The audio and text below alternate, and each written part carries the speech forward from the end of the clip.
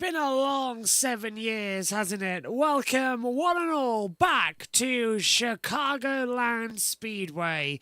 It's a short circuit, just about 30 seconds to complete, and it's going to be a fast day. 267 laps ahead of us. Last time we raced here, it was completed in 2 hours and 50 minutes. Technically, it is a short track, but it's an intermediate level. It's a weird run around. Hello everybody and welcome to JB Motorsports' coverage of the best sport in the world. NASCAR is getting ready on America's 250th birthday celebrations. Happy America 250 everybody as well. Glad that we can be with you here for all the action. Sorry it's not a longer pre-show compared to what we normally have here on the channel. With us having IndyCar and F1 and Formula E, it's all been a bit of a weird weekend. We've chose the priority to have some sleep. Literally, we've had a bit of a nap. We've come in just ready about 10 minutes until we get all of the presentation of colours and the invocation and the national anthem. And we've got about half an hour until the green flag falls. Enables us to get some information in from race control as well. Matthew Owen's going to be joining us in the commentary box as well as Jack and also JT and all the action kicking off as well. It's going to be a bit of a revolving door commentary box today because we've also got the England versus Mexico game, which us Brits are very much looking forward to. Let's head down and join Danielle, who's talking on the grid now with Chase Elliott. Gives you a huge advantage today because only one other Cup driver, Connor Zilic, has any experience doing it. Do you agree? I mean, I think these guys are pretty good, you know, and they're going to learn really fast. So, I had a great time. I think it was a lot of fun. I also think the cars are really different, and they do require some different. They push you in different ways. So, you know, where the lane goes, where the preferred groove is, I think all that has potential to be different today. So, kind of having to reset my brain to, you know, what the Napa Chevy is going to want this afternoon, and hopefully we guessed right. You know, I thought we had a good practice yesterday, and, you know, again, just hope we can put it all together and try to be around there for that last run. When the Cup Series was last here, Chase, you finished second in this race. It's a sellout crowd. It feels like the folks here in Joliet really wanted to come back to Chicagoland with the Cup Series. What's it like for NASCAR to bring this race back to the schedule? I think it's been a huge home run, in my opinion. I mean, to me, this really fits us. When you look at that race last night and how it was a blast from my perspective, you know, and I think this racetrack in general just promotes really good racing, a lot of grooves, a lot of lines, a lot of options, and I think you're going to see a lot of the same today. I think it suits us really well. I think it suits our series really well. I think we belong, you know, at places like this. Not to say there's not room for trying new things other places as well, but this is certainly a great stop to have here in the Midwest, and hope we can come back here soon. Chase Elliott, one of 3 Hendrick cars starting in the top 10 tonight, Marty. Thank you, Danielle. Fantastic stuff there with the most popular driver in the sport. And he said it, and we felt it here all weekend long. The drivers are so happy to be back on this racetrack because it does give you options, because it's really fun to race, and specifically to chase in the 9 car. We've seen Larson and his group improve tremendously over the past month, 6 weeks. Where are we with the 9 car right now, Stevie? The best 9 this early in the season that I think we've ever seen. I know we make a lot about Hendrick Motorsports, but this 9 is a late blooming team. They always find their wins mid to late summer. Already 2 wins, one of which being Texas, Jeff, right? So I didn't have the 9 with the raw speed they had at Texas, but they not only won, I would argue they were the best car that day. It wouldn't shock me if this 9 car is kind of laying in the weeds a little bit. You know, if anybody's come up and beat the Toyotas, I think Larson's name has to be on everybody's list. But don't overlook the 9. They're almost freewheeling right now with those 2 wins. I think the upside for Chevrolet is pretty big, too. You know, Kyle Larson talked about he wasn't sure if they could get where they need to be, but now he's starting to think they can. So if Kyle Larson's going to get better with the new Chevy, then Chase Elliott is as well. And I think that gives them a chance later on down the year to have a chance to contend for the championship. What does finishing, he noted it here to Danielle. Some things may transfer, we're not sure. From your perspective, covering and calling the race last night, what can he take from that second place run last night? Well, Chase is really good at downplaying what might happen today, right? He's always on that side of the fence, and I'm fine with that. I think it's great. Listen, anytime you get to run, whether it's the truck race or the O'Reilly Series race, you always learn something.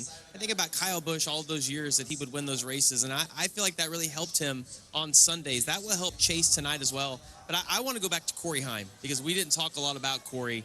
And that is a name that is going to be around for a long time. I believe that he's a genuine superstar in the making. When you see what he was able to do in the Truck Series, the fact that he went to San Diego, I think the hardest road course we've had in NASCAR history, was able to win that race. Look, on an oval, I would expect him to win. I didn't see that on a road course. So to go out and have speed and compete with guys like Reddick and his other 2311 teammates, exceptional. And listen, if I could buy stock in Corey Heim, I would. Hey, can I be Agent Letarte? My man celebrates, throws his hand up, and taps his wrist because he's Heim time. Watch company. You better get on this rocket ship early because the numbers are going up if you wait 4 or 5 years. Let's get this guy a watch deal because Heim is the real deal. I mean, I agree. Yeah. I mean, what he does, 13 starts, won at one of the toughest racetracks, as you said. And it's not just how he won. We've seen guys go to victory lane. If I'd have said 100 starts when you were watching running those races, Jeff, you'd have said, oh, yeah, I believe it. Like, he just races like he's 40 years old. He's only 23. Timing matters, right? You got to be in the right place, right time with the right people. And right now, 2311 is the place you want to be. It will be harder for him today, though, because when you start thinking about 2311 with a 4th pit crew, with all the things you got to do to bring 4 teams to the racetrack, it gets more difficult. Bad pit stops here ruin your day. So it's a bigger challenge. And then he talked about that. Then he talked about how impressed he was with Corey Heim early in the year because he goes out early. He's qualified 28th, but he went out super early because the points, the way it works, he doesn't have the best pit crew. It's a major challenge. That's okay for Corey Heim right now. He's not competing for a championship. Expose him to some of those difficult times, make him tougher, he'll be better for it. It's been 7 years since we raced here in the Cup Series at Chicagoland Speedway, and the last time we were here, that young man right there, Alex Bowman, won his first career NASCAR Cup Series race in that number 88 Chevrolet for Rick Hendrick and Hendrick Motorsports. Shannon Spake ran him down on pit road just a bit earlier. Shannon? Of course, we have so many unknowns with this new car here at Chicagoland, but when you're the most recent winner, no matter how long it's been since that win, you definitely have some confidence. Blake Harris told me he could tell you have that in the car this weekend. So how does that confidence take you far and get you a good finish? Yeah, I mean, I think about everything has changed since then that could possibly change with the race car and the style of racing, the rules package, and the track's aged some. So I'm excited to be back, though. This is a really fun racetrack. We have a pretty good Ally Camaro, so yeah, just curious how it's going to be, right? Like, you don't know how wide it's going to get. The O'Reilly cars make it look like it's easy to run kind of every groove, but next gen through the bumps is super tricky. So yeah, definitely confident after yesterday going into tonight, but we'll wait and see. Don't forget, Alex Bowman, the most recent winner here, but his most recent win came on the Chicago Street Course. So Chicago's been very good to this guy. Thank you, Shannon. Great stuff. Ladies and gentlemen, we're now joined by the greatest NASCAR driver in history. Old Ricky Bobby. Shake and bake, baby. Shake and bake. It looks like somebody autographed that. I wonder who did that. Out at the tweeter machine, is it just me or is the TNT Sports NASCAR pre-race coverage fire today? Hell, it's always fire. Something just feels right about being at Chicagoland Speedway in the summer on TNT Sports. We agree with you, Alex. We're grateful to be here. We'll pick this race coming up.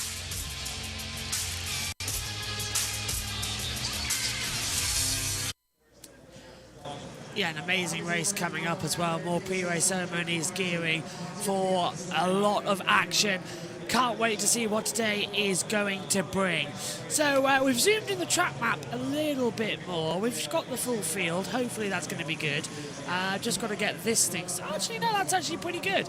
That's already sorted on the page there. So all good to go for all maximum laps. It is the Aero 400, which is weird talking to it from a Brit's point of view, because that sounds like Aero, which is a chocolate bar, which I know I think you've got over there as well, guys, stateside. But yeah, we'll see. We'll see how it goes. One thing though, we are going to keep across the eye of the England-Mexico game, but as I'm sure everyone knows, they're in a lightning hold over there, so they've got a little bit of a wait coming through. Norway won 2-0 over there so far. Man, that's where Matthew Owens is currently, with Brazil 1, Norway 2. from his little match right now. He's over on Ultimate Sports Media, and Matthew will be joining us in the booth shortly, as well as the team for the match today. And it's going to be a good one. We're expecting a lot of cool, calm, collected running in today. We haven't been here since 2019. We've never been here with a new generation of car. Stage 1, 80 laps. Stage 2 takes us to 1:65. Then Stage 3 takes us to 2:67. That's the total time. Denny Hamlin is the championship leader. He's now on 710 points. Coming into it, Tyler Reddick at 713, but on the metric scale he goes back ahead, so we'll see if that now goes to 783 and 785 for Hamlin and 737 for Reddick. Blaney 636, Gibbs on 625, so they have swapped over several places. Pole position today, though, is the championship leader, Denny Hamlin. He took pole after a stunning qualifying lap. Kyle Larson goes second. Chris Buescher is third. Brad Keselowski fourth. Ty Gibbs lining up in fifth position. A lightning delay in England, Mexico, JB? Yes, there is a lightning delay, which is the horrible news to everybody here in the UK, because it'll be 1 a.m. start time for the game. And it's already 11. This race is due to go underway at 11:19. So I wouldn't mind too much if the England game got delayed until after the NASCAR had finished. I think that's a fair trade-off in my book. So if they want to have a little bit of a delay and a little bit of a move around there, perfectly happy with that. I've told the parents to get some sleep as well, because otherwise it'll be a long day for them gearing up in this one. Let's just sort out this graphic as well, because it's missing 2 drivers on the screen. Zooming them in for you now. And now I've got to zoom them in just a touch more. See, it's all titivation. It's all got to get it super bang on and right so that it looks good. TV production is incredibly difficult after you've been doing it all day. Red Eye says, I'm with you, JB. Still ain't going to help with the altitude, though. No, hopefully the rain might lift it up a bit. Let's head back down to TNT, though, for presentation. This year, it needs to make sure that's tight. For sure. I love looking back at the photos of having kids down on pit road and just the memories that came associated with that. Trade the biggest moments in racing on Kalshi. For a limited time, download the Kalshi app and use code TNT. You get $10 when you trade $10. Kalshi, trade what's next. It's time for our Kalshi market odds. Kalshi traders are currently forecasting shocking development. Latard, what do you see there? For those prediction markets, those traders, they've done their homework. I think that is a pretty good look right there, Denny Hamlin. All right, it's our turn to determine, let the world know who we think's going to win this race. Let's take it on up to the booth. Dale Jr.'s already up there. All right, Junebug, who you think's going to victory lane tonight? Well, I think it'd be easy to pick Denny Hamlin, but I'm going to go with Kyle Larson. I don't think he has the fastest car, but I think they execute perfectly today. Kyle Larson ends the winless streak here in Chicago. All right, I'm going to stick in the Joe Gibbs Racing camp, also putting Hamlin on the shelf because I think it's an easy pick. I think it's simple to pick Hamlin, so I'm not going to. Comeback story. Broken left wrist. Oh. Christopher Bell. Nobody's talking about him. Big fight back with that broken wrist at Sonoma. Maybe today back on the oval, he takes it all the way to victory lane. Herculean effort in Sonoma, California Great by job. that young man. Can he go 10-2?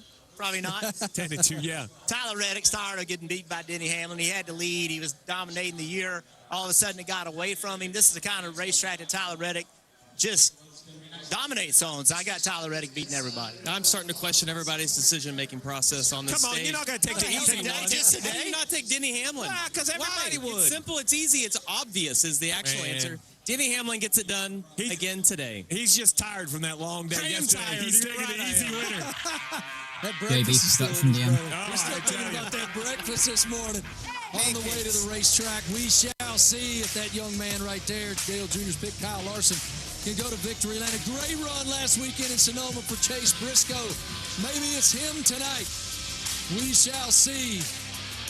Most of us think it's going to be that guy right there. Our points leader, Denny Hamlin. We'll head to the racetrack for the command next.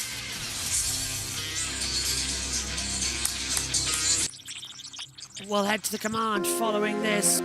We are, though, however, just going to pick up with everybody watching us on the Ultimate Sports Media, which is a little tricky because we don't have an orbit coming into it. So we're going to have to replay the intro in order to sync up with the Ultimate Sports media. So we're going to get another intro, people, to sync back into today's show. So stand by as we play the intro for the Ultimate Sports Media guys. And then we'll get straight into the command.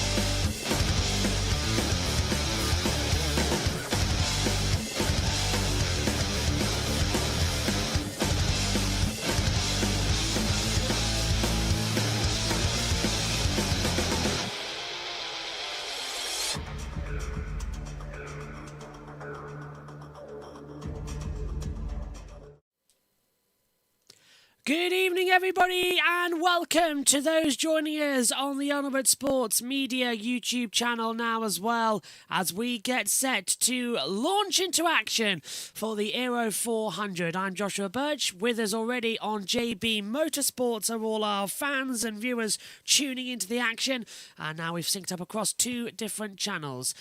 So we've had to sync up because Matthew Owens have just finished on his match, but he won't be ready in time to take the green flag. So we are producing both of the coverage this weekend. So no matter if you're on JBM or Ultimate Sports Media, you will be having the same commentary team and the same timing screen. So all is good there.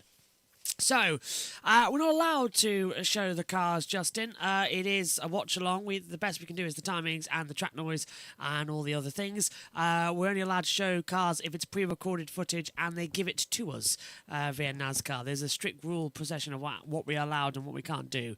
Right now, though, let's head down and join TNT for the command. The NASCAR Cup Series racing at Chicagoland Speedway here on TNT. And the Aero 400. It is a sellout crowd here. Crowd represented 31 countries and all 50 states to see some driver go to victory lane tonight here in this race. Let's take it trackside for pre-race ceremonies. Please rise as you are able. Remove your hats, and veterans render a hand salute as members from Blue Star families unfurl the American flag and the America 250 flag in honor of Independence Day weekend. Here to offer tonight's invocation, please welcome Vice President of Mission and Ministry at UChicago Medicine Advent Health, David Oseguera. Gracious God, we want to thank you so much today for the 250 years of freedom you've given us as a country. And we thank you for those who have sacrificed and paid the ultimate price. Today we ask for the protection over every driver, every crew, and every fan that is here. And we ask that your spirit would reverberate through these drivers as they get ready to go supersonic around this track and bring us all home safely. In the name of Jesus we pray, amen. Here to perform our national anthem, please welcome from Navy Band, Great Lakes musician Petty Officer 3rd Class, Bobby Navoa. Oh, say, can you see by the dawn's early light what so proudly we hailed at the twilight's last gleaming, whose broad stripes and bright stars through the perilous fight o'er the ramparts we watched were so gallantly streaming, and the rocket's red glare, the bombs bursting in air, gave proof through the night is still there. Oh, say does that star-spangled banner yet wave o'er the land of the free and the home of the brave.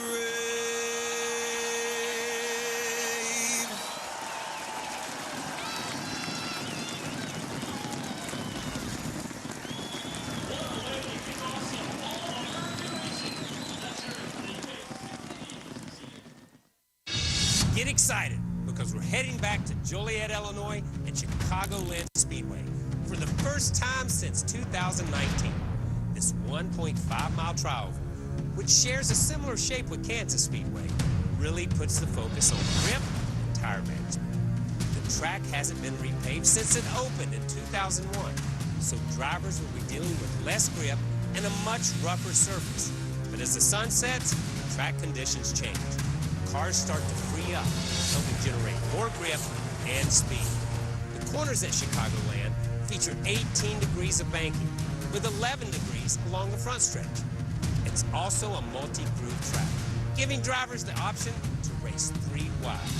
Let's take a look at what some of the drivers are saying about Chicagoland returning to the schedule. That type of racetrack sets itself well for the next-gen car, and certainly how it races on the mile-and-a-half intermediate tracks. It was always super wide. It was a lot of fun. We moved around, ran the top, the middle, the bottom. You could kind of make your car work wherever you needed to be good that day. It already had a lot of character. There was a big bump in 3 and 4. It kind of reminds me a little bit, actually, of Texas, as how turns 3 and 4 is quite bumpy, but turns 1 and 2 is pretty smooth. I'm excited to see what it's going to be like. I think a lot of Kansas and what the races look like there and how wild those races get. I feel like it'll be pretty similar at Chicagoland, and so I think we're going to see some great racing out of that place. With the extra age and everything, it's only going to make it better. The last time we were here, Alex Bowman secured his first career Cup Series win, passing Kyle Larson in the final laps.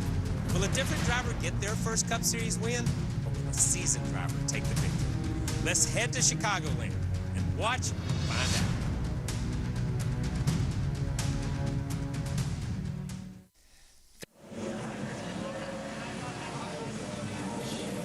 We're getting set then for the race to get underway shortly. Jack joins me now up here in the commentary box as well. The little owl won, and Jack, it's England versus Mexico on a slight delay, so let's watch some Cup Series and try and kill our boredom. What a great day it is, and what a great racetrack we're back at. Chicagoland should never have left the schedule. How do you feel about it being back? Overjoyed. I am so happy that this track is back on the schedule, man. It's a fantastic...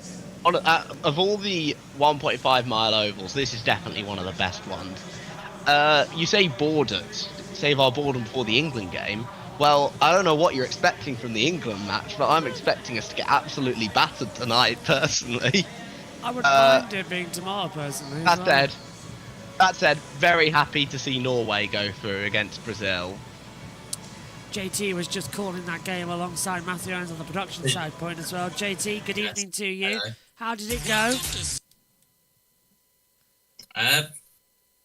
Good. I'm not surprised that Norway went through. Neither am I, really. It's a big loss for Brazil, but I'm not surprised they went through. I think Ancelotti will go, to be honest. Really? The Brazil manager. It's their worst performance in a World Cup since 1990. Everyone's thinking the same thing as well. Coming into it, Viva Mexico, says Red Eye. So I think we've got a little bit of a disagreement coming as to what's going on. We're getting set then. Let's go to the booth and join Adam Alexander alongside Junior. Our crew chief, Steve Letarte, joins us in a moment. Let's talk about this racetrack. It's great to be back, but boy, it is a challenge for all these drivers and teams, Dale. Yeah, it's kind of wore out the surface, but the biggest challenge are going to be the bumps, and the drivers knew this coming in to this race this weekend. weekend, and they had their hands full in qualifying. Turn 1, you see that little patch going across the racetrack? They installed a pedestrian tunnel under the track years ago. It's a huge bump. It's almost like driving off a set of stairs going into Turn 1. We saw a lot of issues in qualifying there. And then over in Turn 3 and 4, there's a tunnel underneath the middle of the corner, and you can see the scrapes in the asphalt where the cars are digging into the racing surface as they go across this bump. It's very violent. A lot of the drivers really complaining about this. You see the issues some had in qualifying going through that. They'll have that again tonight. And as this race gets faster, as it gets later in the night and the track picks up speed, that bump will get worse and worse. And then also, right here on pit entrance, a lot hasn't been said about this, but we've seen in the past a lot of problems trying to get onto pit road. If you look at the orange box, that's your commitment box. You have to be below that by all 4 tires below that box. It's very difficult because it's so far inboard to be able to get low enough and not go over the top of that or miss it outright or end up in the grass, Adam. And Steve is going to walk us through the strategy, but green flag pit stops will be a thing. The other thing I'm thinking about here is that front row. Denny Hamlin, Kyle Larson, 2 outstanding drivers when it comes to competing on mile-and-a-half tracks in NASCAR. Let's go downstairs now and get the command to fire engines. Chicagoland Speedway, here to give the command to fire engines with the most famous words in motorsports. Please welcome platinum-selling country music duo, Low Cash. Chicagoland, make some noise! Are you ready to race? Happy 250 America, and God bless our military! God bless the USA! Let the country music play. Gentlemen, start your engine!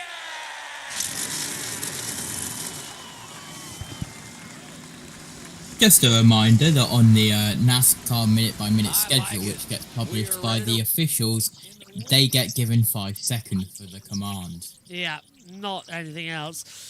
Welcome then. Happy America 250, everybody. What are we going to witness? I tell you what, it's going to be absolutely nuts. NASCAR is back at Chicagoland Speedway for 267 laps of high adrenaline action. I can't wait. Matthew Owens. When is Matthew joining us? They were passing that microphone around like it was a hot potato. 1 potato, 2 potato, 3 potato, 4. How long until Matthew joins? Matthew is currently north of a severe thunderstorm warning under a severe special weather statement, and his dogs are not enjoying it, so he will be here after he sorted that out. Wonderful, wonderful. I might not survive that long. He did say that he would be here way before where you disappear because you want to watch a football team and you're a part-timer. I'm not a part-timer. I've got to take care of my dad, who is watching the game. And Dad requires 24-hour care, remember? So with Mum asleep and everyone else asleep, I'm the only one who can take care if anything happens. So I will let you off. Do not worry. Thank you. I'm trying. I'm hoping that the game gets delayed. But yeah. It's definitely going to get delayed. Yeah, which means he can sleep a little bit longer. They've been under thunderstorm protocol for an hour now. What the hell's actually happening down there? I'd just say move it to tomorrow. I mean, it would make more sense. But to be fair, though, I checked the schedule here. The last time we raced in Chicagoland, it only took 2 hours and 50 minutes to complete the race. And we had 5 cautions in that time, plus the competitions. So, new generation of car, of course, to contend with. It might be a little bit different on the speed. I don't think we'll be here that long, personally. It seems like it's going to be another quick track. 7 years away, though. It's mad. I mean, the O'Reilly race, from what I saw of it last night, was incredible.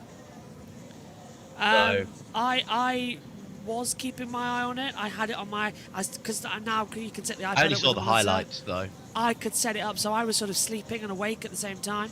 I tell you what I saw of it. I saw the opening 5 laps before TNT, not TNT, before Premier Sports decided... W. No. Was it Premier Sports? Yeah, Premier Sports decided, no, it got delayed by a couple of hours. You now can't watch it. So they took it offline. We pay for it, we're not allowed to watch it. So I had to switch to radio commentary. I went to bed because I knew it was going to get delayed. Yeah. I woke up and there was nothing there. I was like, oh, all right, okay. Back we go. Michael McDowell, by the way, must do a pass-through after taking the green because of 3 technical failures he's got coming through. 9 sets of tyres, fuel between 61 and 66 laps. Let's go down to OCW. Nope. Let's go down to TNT.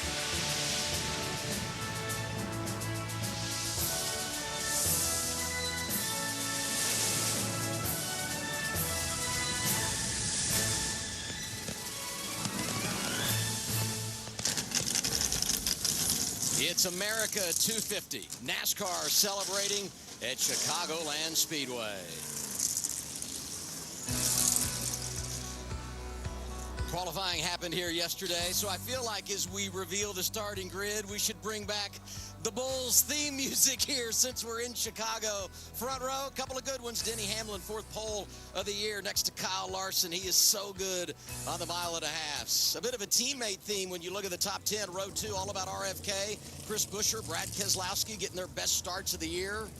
Row 3 from Joe Gibbs Racing, Ty Gibbs, Christopher Bell coming off those top 5 finishes last Sunday in Sonoma, California. Row 4, Chase Briscoe, a runner-up last week next to Bubba Wallace, best qualifier from 23:11. In row 5, it's all about Hendrick Motorsports, Chase Elliott, William Byron, top 10 in every 1.5 mile race this year. And in row 6, A.J. Allmendinger next to Alex Bowman. Bowman won the last time we came to Chicagoland in 2019. Let's hear from Marty Snyder. What's going on, Marty? Afternoon, Adam. Kind of fired up hearing that Bulls music a moment ago, but it's time for what feels like a weekly health update with Christopher Bell after breaking that left wrist at Michigan a few weeks ago. The development this week is that the cast is now off. Bell is in a splint, but as he told me yesterday, it doesn't really feel any different inside the car. He has no mobility with that left wrist, and it's, quote, still funky to drive the car. But remember what Bell did last week. Drove up through the field, finished 5th at Sonoma, an incredible performance. Steve picked him. We'll see if Bell can deliver today. Continuing the starting grid in row 7, you have the 45 of Tyler Reddick driving the Jordan brand Toyota alongside the 12 of Brian Blaney and the Menards Dutch Boy Ford. Back in row 8, the 77 of Carson Hocevar in the Ziegler Auto Group Chevrolet. In Huntington Beach, California, Zane Smith in the number 38. Row 9, John Hunter Minchek in the number 42, Ray Dollar General Toyota. And then the 35 of Riley Herbst from Las Vegas, Nevada. Row 10, Ross Chastain in the number 1, Busch Light Flavor Showdown Chevrolet. In Berlin, Connecticut's Ryan Preece in the number 60. And then row 11, Connor Zillage in the Red Bull Chevrolet. And Byron, Michigan's Eric Jones in the 43. And then row 12, the 2 of Austin Cindric, PPG Ford. And the 47 of Ricky Stenhouse Jr. in the Pylon Aviation Chevrolet. Let's get down to Danielle for more on Tyler Reddick. Yeah, Dell. Denny Hamlin is our points leader for the first time this season, and Tyler Reddick is only 1 point behind him. This is an intense battle. Who wants the regular season championship more with just 8 races left in the regular season? Tyler said, I'm not losing any sleep over this battle. The only time I lose sleep is when my kids wake me up in the middle of the night. But he did say it is a fun battle. Billy Scott, his crew chief, said the same thing. He said, guys, we have the same cars. We share all the same data. So it's going to come down to who wants it more and who can execute down the stretch. He said this is a pressure cooker, no doubt, and Denny has a slight advantage at the start of this race. He's on the pole. We qualified 13th. We don't want him to get too many more stage points than we have early. Thank you, Danielle. Continuing with the grid in row 13, a pair of Chevrolets, Austin Dillon from RCR and Daniel Suarez from Spire. Row 14, Ty Dillon and Corey Heim. Looking back to row 15, Todd Gillen next to last week's winner out in Sonoma, Shane Van Gisbergen. Back in row 16, a pair of Fords, we have Joey Logano and Noah Gregson. Row 17, Cole Custer and Josh Berry. Back in row 18, we have Austin Hill and J.J. Yaley. And then row 19, Cody Ware and the 71 of Michael McDowell, who did not get to make a qualifying attempt. Shannon. Thank you so much. All right, let's talk about three-time Cup Series champion Joey Logano, who has dropped all the way to 20th in points, the lowest he's been all season. So my question to Logano was simple. What is going on with the 22? He kind of shrugged, kind of laughed, and said, we're just off. That continued this weekend. He bottomed out both ends of the track in qualifying. He's starting 31st. He told me we don't have a lot of time to waste. And, of course, that's in the race today and in the regular season as well. It's been a head-scratcher for driver 22 in 2026. And tonight we moved around to the in-season challenge. Some really good matchups when you look at the Sweet 16 for more. We welcome in Mamba Smith. How's your bracket doing, Mamba? Mine is not good, boys. Mine is in the trash already. Happy NASCAR Sundays on a beautiful patriotic weekend. I'm right beside Ty Gibbs, our in-season challenge champion from last year, looking to go back-to-back and get another $1 million. But he's going to have to go through his teammate, Chase Briscoe, who's coming to form the 19 car, starting to make his way back up the points and showing a lot of speed. Now, talking about coming to form, Team Hendrick. We have not seen them be dominant as we're used to, but we have two of them in this week's challenge. 5 of Kyle Larson, 24 of William Byron. 200 cars will enter. 1 can leave and have a chance at $1 million. Boys? It's great when all the team cars advance. It's bad when they go head-to-head. Yeah. You know someone is going to be eliminated. Let's look. Someone is going to be eliminated from the challenge coming into it. How's your in-season bracket looking, boys? Have you had any matchups? Well, I can tell you how my bracket and literally everyone else's bracket is looking, because it was announced at the conclusion of Sonoma that after the shock, which was the #1 seed going out, there is 0 perfect brackets left. Across the whole of NASCAR, 0. Not a single bracket is perfect. Brilliant. Brilliant. So we've just wasted our entire time with that. Okay, great. Good evening, everybody, across both JB Motorsports and the Ultimate Sports Media. All 224 watching over there, 696 over here. Welcome, everybody. I hope you enjoy the coverage. Matthew Owens is joining us later on. It's myself, Joshua Birch, Josh Turner, and Jack up in the booth with you, ready to go for the first time in 7 years. NASCAR is back at Chicago. 4th of July weekend. Happy birthday, America. I was just told today was a sellout, which is really cool. See, some of you are still trickling in. Hopefully the parking lot's not too bad. Thanks for toughing it out. 5-team, we got 400 miles ahead of us tonight. Let's go get it. Cliff taking all my material. I was going to say. I mean, it's an all-American weekend. A sellout crowd. We're ready to... Can I ask, do I go boogity? It is America 250. Yeah, I think that's the only way to go about it, isn't it? In honour of DW, I think there's only one way to start a celebration for America's 250 with America's sport. NASCAR's given us some great facts. What will it do? It's America 250. Boogity. Let's go racing here. We're back at Chicagoland for the Aero 400. Down to turn 1. It's such a smooth start from Denny Hamlin. He's blistered away from Kyle Larson. There's a high line already forming around the outside. 3 wide at the top. And who's that dropping back dead centre? Can't see. Spin already, and that's going to be our first caution. 2 around, I think. Zilich, and it's also Ryan Preece coming on the backstretch. Zilich hits the wall. His day is done, and, well, he has no luck at all, does he? He really doesn't. He just said, sorry, guys. Didn't have bad luck. He'd have no luck at all. Oh, and I think Ryan Preece he might get that one refired, but... Yeah. You hear the frustration. Not good. So caution out before we even get going. Oh well, that's not good. Well, Did this guy get any luck? Feels weird doing a boogity. I wish. Doesn't even look like it was his fault. I don't think. Nah, I think they just both got loose on each other. We'll see a replay in a second. But that is out of the race, unfortunately. To come into it. No look for Connor Zilich. Rookie season of hell continues, people are saying in the chat. Right, here it is again, Jack. Talk us through it. Ryan Preece and Connor Zilich. Yeah, Preece is up near the high lane. And Zilich, it looks like there's a bit of a stack up at the front there. I can't see exactly who. That catches Preece, who spins down and hits Connor Zilich. Was it Eric? Sending him hard into the wall. It's contact. It's Nemechek. Nemechek gets into the side of Priest. Yeah. So Nemechek gets inside of Priest. Priest spins round and just collects the 88 and sends him towards the barrier. So our return to Chicagoland will require a little break. And no, JT, I can't do Ninja. When I get my new PC, I will be able to do Ninja, but it freezes at the moment with the systems. So Zilic spins round. He's out of it. Let's see it again. This is on board. There's Ryan Priest. Yeah, there's a stack up. Yeah, Stenhouse was in front, so Eric Jones in there too. Is he? I think it is Eric Jones. Is he getting into the back of him? Yeah, it is. I thought it was. Eric Jones gets into the back of him. The 47 Stenhouse is just in front of him, but it all starts through the back there. So there we go. Caution's out. Zilic's crew chief, Randall Burnett, was asking if they could get on the DVB clock and try to get it fixed. And Connor said, man, I can't get my wheel to turn anywhere.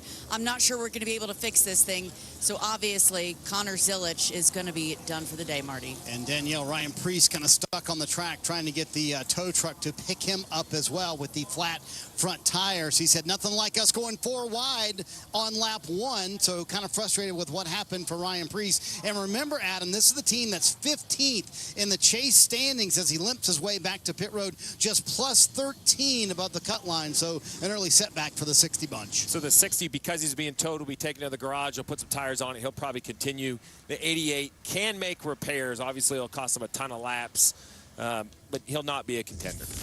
Didn't know what to expect. Aggressive lap 1, and we have our first yellow of the night. Connor Zilic, Ryan Priest involved. We're coming back. NASCAR on TNT. Does mean that we're going to have about 3 cautions coming into today already because we have the 2 for the stage breaks. So that's a shame. But Denny Hamlin is still leading this race after the opening lap. Kyle Larson second. Brad Keselowski third. The top 4 status quo. Bell's moved up. Byron's moved up. Bubba stays where he is. Ty Gibbs has lost 3 places. Alex Bowman's up 1, Allmendinger's down 1, Smith up 1, a couple of other people up on orders on deltas, but nothing too big out there. Yeah, feel bad for Connor though, right off the back of his first career top 10 too. It's not just great, so yeah. Unfortunate.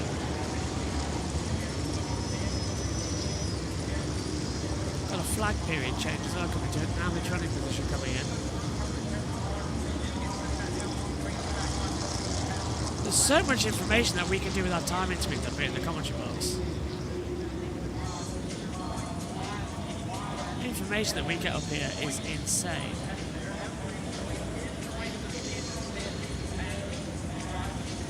There we go. The data we get is mad up here in the booth. As well. 50 NF for Connor Zilic in the last 7 races, apparently. Typical of Connor Zilic to make a 6-7 joke without even trying. Yeah. I agree with what... and also somebody's knows there's still a huge line of cars still trying to get into the parking lots, apparently, as well. It's going to take a while there.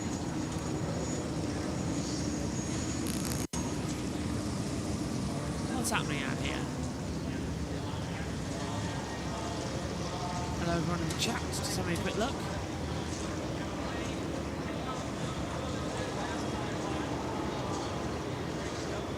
Hope everyone's doing okay. Well, hello everyone. Hello from Jersey. Hello Mr. Ken. Hello. Okay, Chiller 56. Someone says hello from Jersey. Is that Jersey Channel Island or New Jersey? Oh, that song is fantastic. Also, how thingy is Lego? Like, Lego sticks really nicely, doesn't it? Right, under the caution, let's head back to the CW. For the first time ever, you get to help pick a future Busch Light flavor. TNT. Head over to social That's the one. media What did I say? and comment CW whether again. You'd like to crack open a Busch Light orange, lemon, or peach using the hashtag Busch Flavor Showdown. Where's Mamba? Hey, you never know where I'm at. We're on pit road. There it is. Smith Big Z, welcome to NASCAR. I heard you've been before, but this is your first time to an oval. How is this going so far? It's going great, man. I'm getting a great experience from everybody, man. I got a chance to stop at Jordan Pit, man, and a couple others, Progressive. My kids here with me for the first time, man, so I'm excited to be here. Who are you pulling for this weekend? Whose number are you trying to see in victory lane? You already know, 45, baby, 45. 45, man. Appreciate you coming out. You're looking great. Your family's awesome. You never know who you're going to see down here, fellas. There you go. I love it. That's right. Into the choose. So the 60, just to clean up how the rules work, if you can't drive back under your own power and you have to go with a wrecker, you are automatically hauled to the garage area, to basically an area NASCAR's roped off. They brought Preece in there. It seems silly, but the rules have to be the same for anyone. They don't want tow trucks on and off pit road, so they take them to the garage. The team had to run in there with a set of tires, change tires, and the 60 will return. So let's try this again. A little rinse and repeat after the crash that happened on lap 1. Front row one more time. Denny Hamlin, Kyle Larson. And Hamlin again taking the inside lane. Boy, what a jump he got at the end. Well, Hamlin was able to just launch away. The inside line here at Chicagoland may as well be called designated the fast lane. Just cuts immediately through on the inside. Getting ready. Oh, hello. The camera's gone wrong there. Right, getting ready then for start 2 of the day here. Pace car comes in. We lose TNT pictures. That's a great start. Are you ready? Right, let's attempt number 2 for America's 250th birthday celebrations. We go green again at Chicagoland Speedway. Good restart this time from Larson. He's gone with Hamlin down towards turn number 1. Further back, Keselowski and Buescher. 3 wide on the high line. Look out for Byron trying to chase in. 4 wide further back. That's not going to work out on the outside lane. There's a few bumps. And look at, unfortunately, Ty Gibbs. He is sinking like a stone in the centre of the track.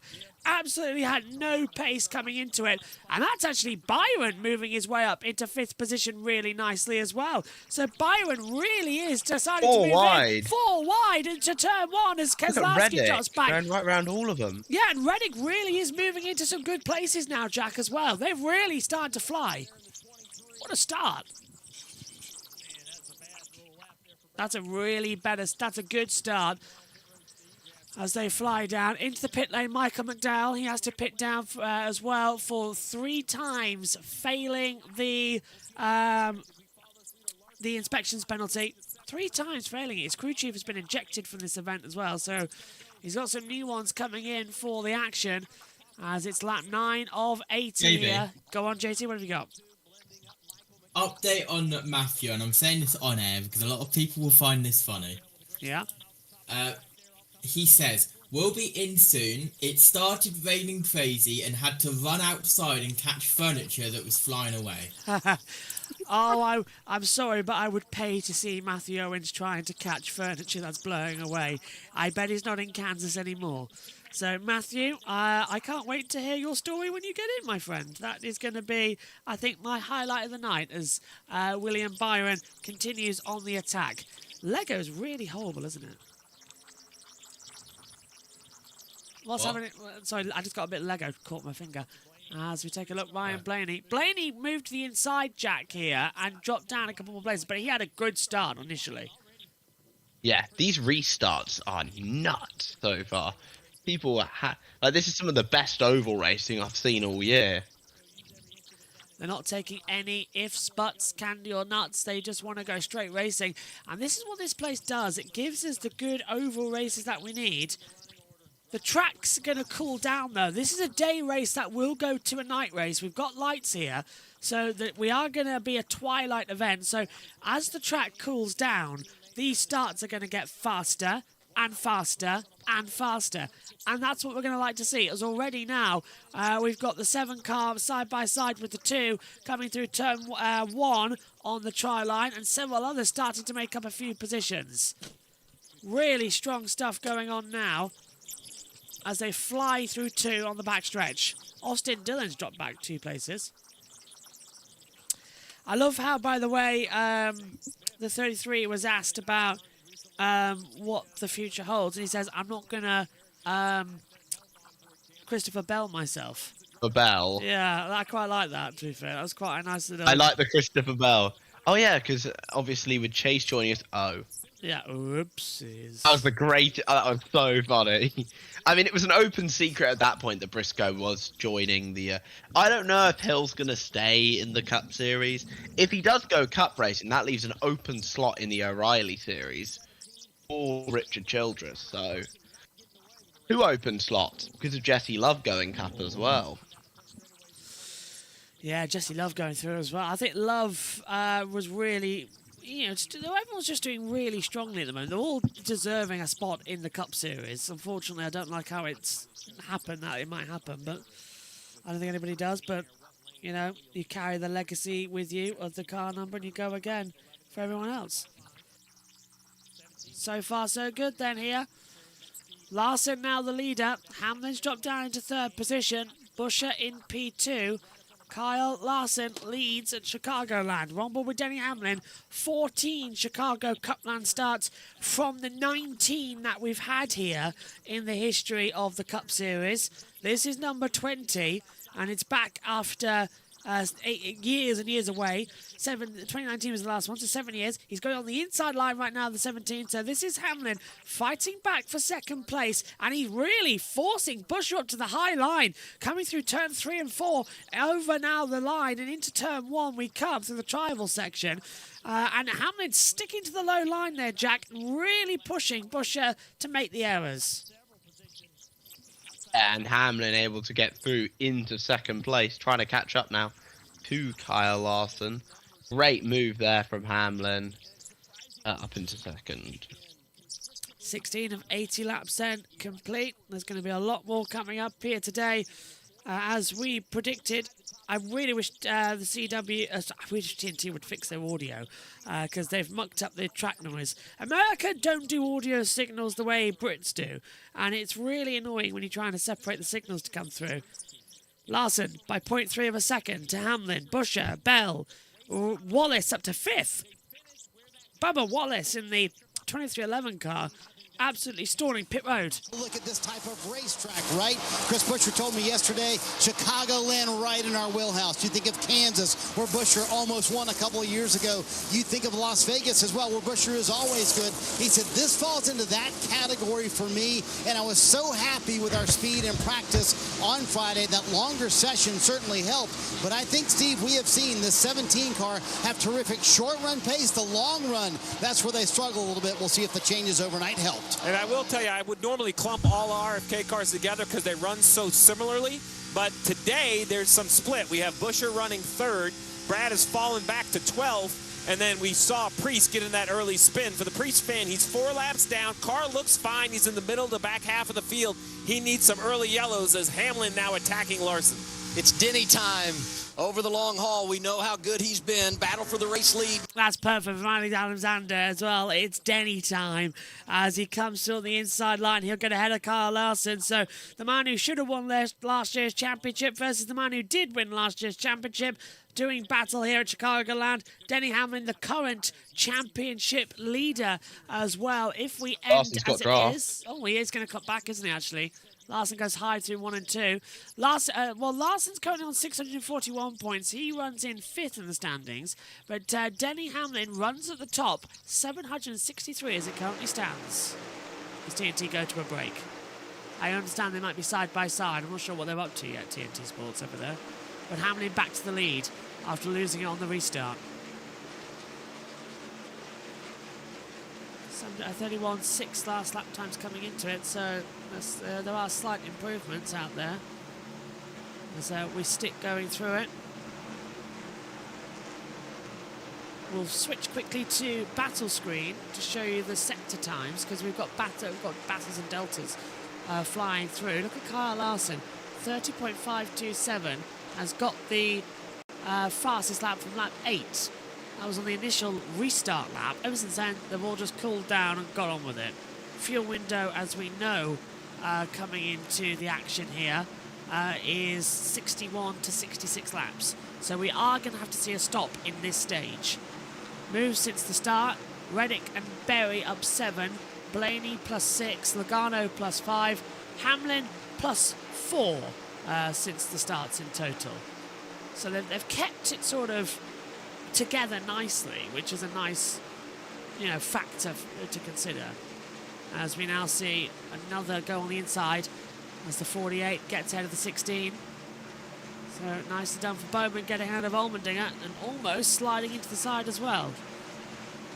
So they're still not... Bowman's, of course, the defending winner here at Chicagoland, actually, back in 2019. So maybe he's a possible driver who could possibly win. I mean, I won't put it past him, would you? Collins Edge is officially out of the race, by the way.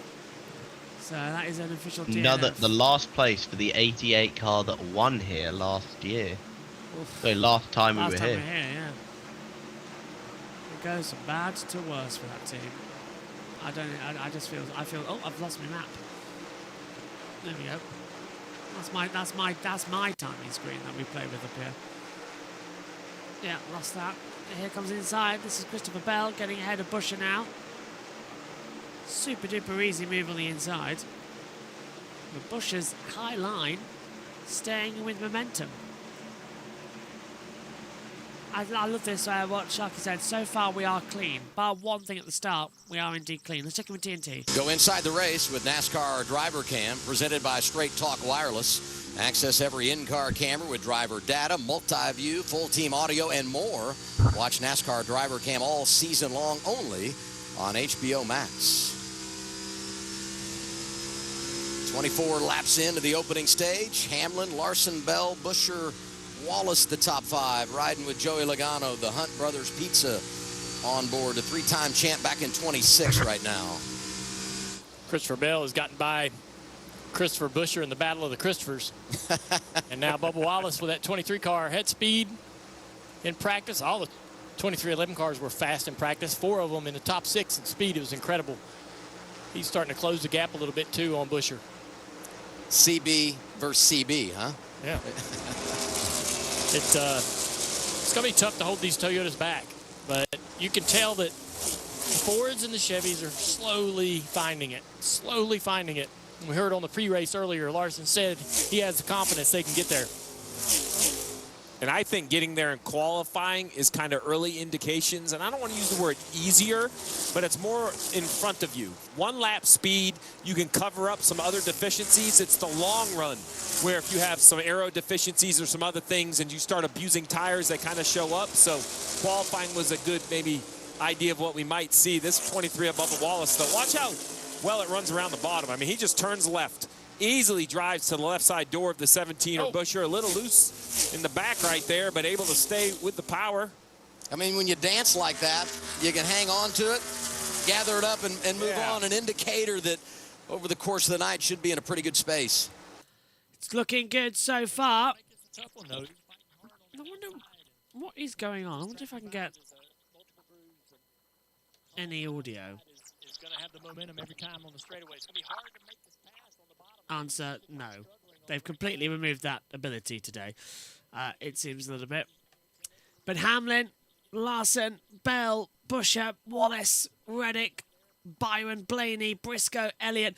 That's the top 10 as it stands, and they're closing in dramatically, which is, I think, a nicer thing to contend with. The cars are moving around, and normally... TNT have completely lost audio from their trackside audio cameras. So that's not us. They've just completely lost it. So apologies for that, dear viewers. Danielle. Adam, he said he needs some front-end help, and we're hearing from several Toyotas that the bottom lane is still the preferred groove.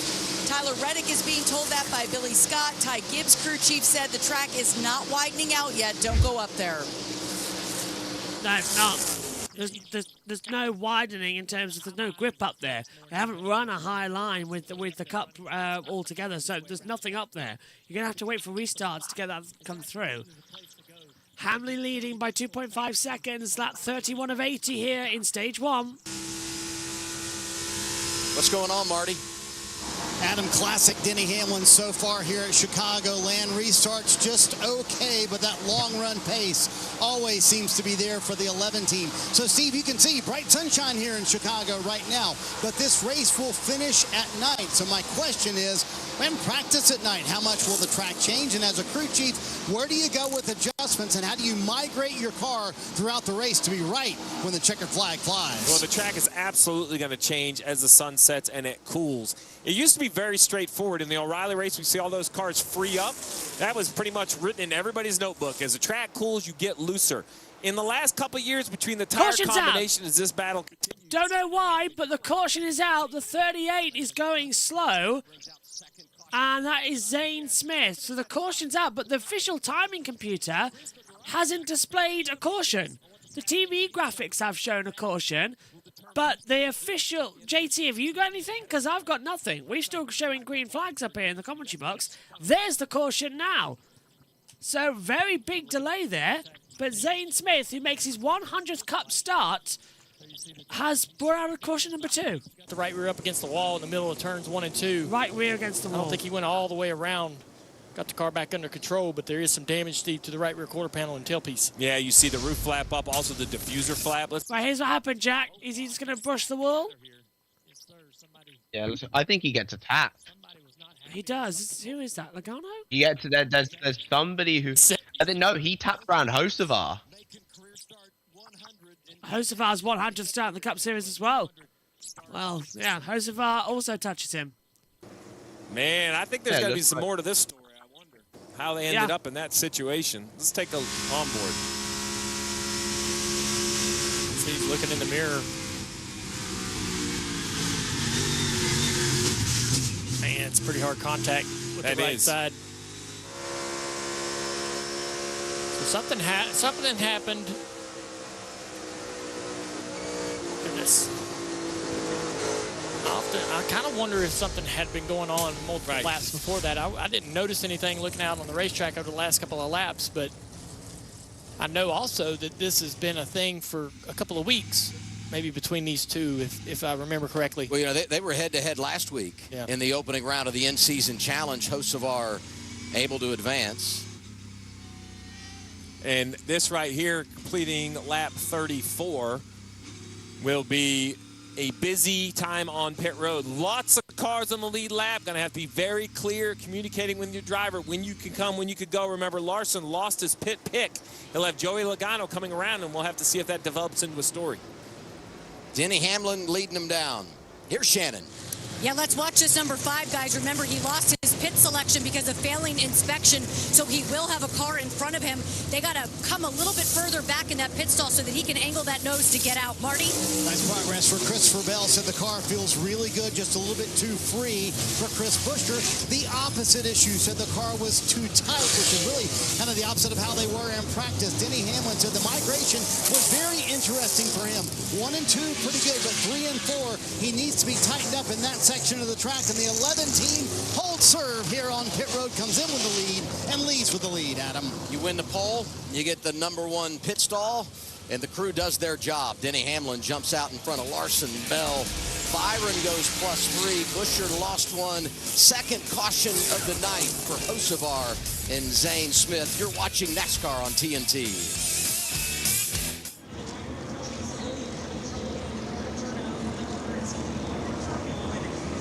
Interesting.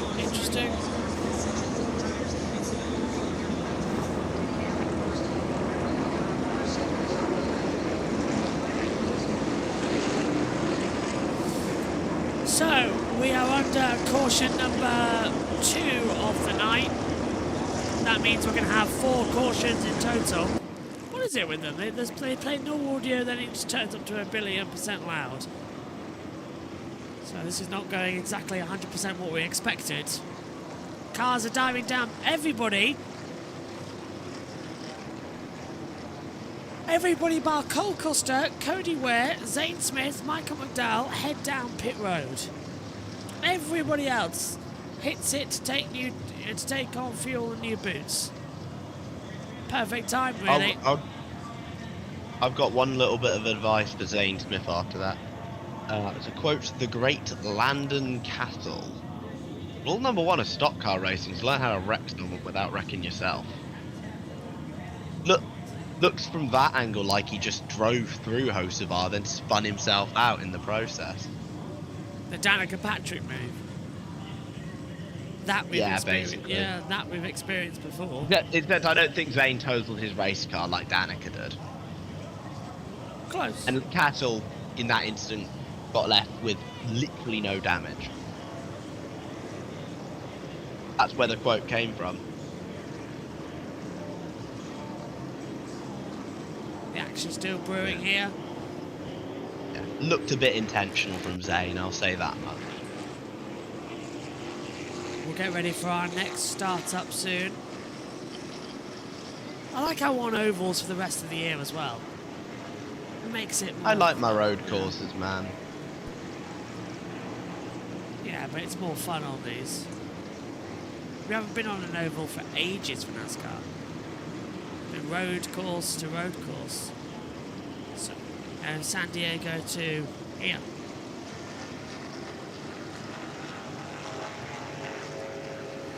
San Diego, Sonoma, now here at Chicagoland Speedway, which very could easily have been Chicago's street circuit. Let's head to TNT.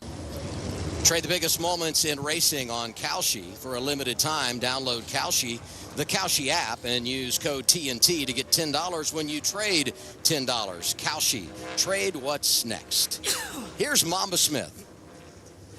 Guys, we're back at Chicagoland Speedway, and one of the coolest things about this place, it reminds me of old school. We're on the backstretch over here, and way over here, the fans can park their campers right up against the fence. Well, I'm here with some fans over here. We're waving. We're having a good time. One of the tallest patriotic flag over here. It's awesome down here on the backstretch. I'm telling you, the fans have it figured out in Chicagoland Speedway. Great sports town. I mean, Marty was talking about that during NASCAR Nation.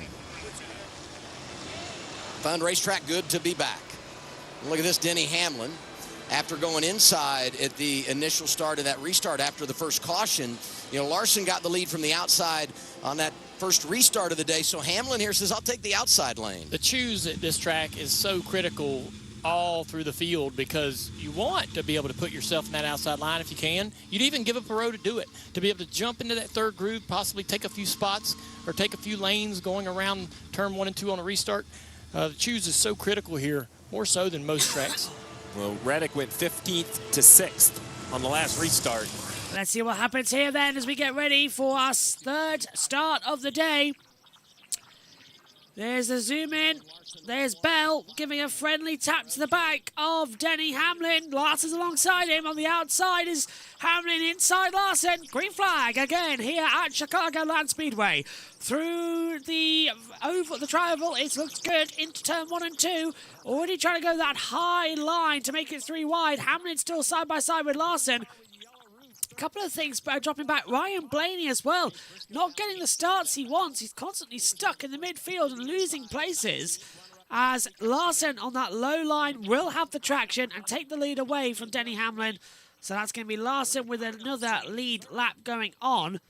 And so far, Jack, we've made a good clean restart. We stay on good conditions. Well, that was needed, wasn't it? We needed a good clean run. Yeah, it looks like Hamlin doesn't get as good restarts, but he's much better on the long runs, to be honest. He seems to be able to capitalize on that long run pace. So, yeah.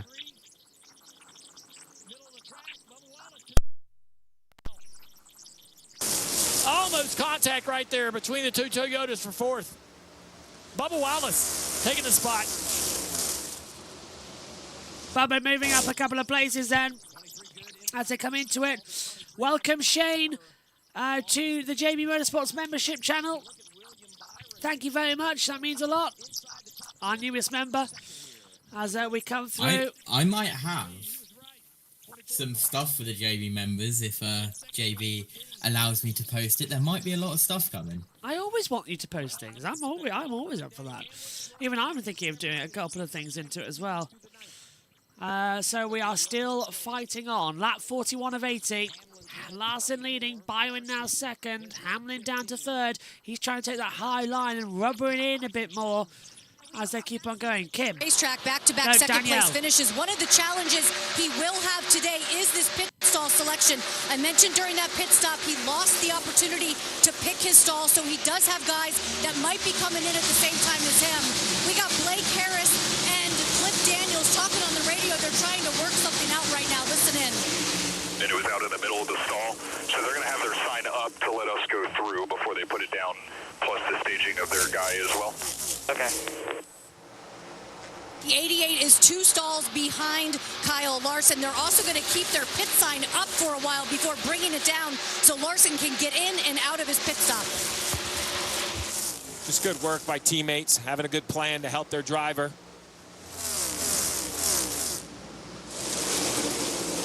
Side by side, Tyler Reddick going through the 45, making a move on the 19. So Chase Briscoe drops down into 7th place. Reddick goes up into 6th, quite comfortably as well through the first couple of corners. Larson still leading, and he's pulled out quite a margin. You can see on the driver tracker, the blue dot is Larson, and he is super far ahead at the moment. Hopefully when we get our new computer, we'll be able to get a bit clearer graphic. Camera riding with Reddick here, looking back at Briscoe.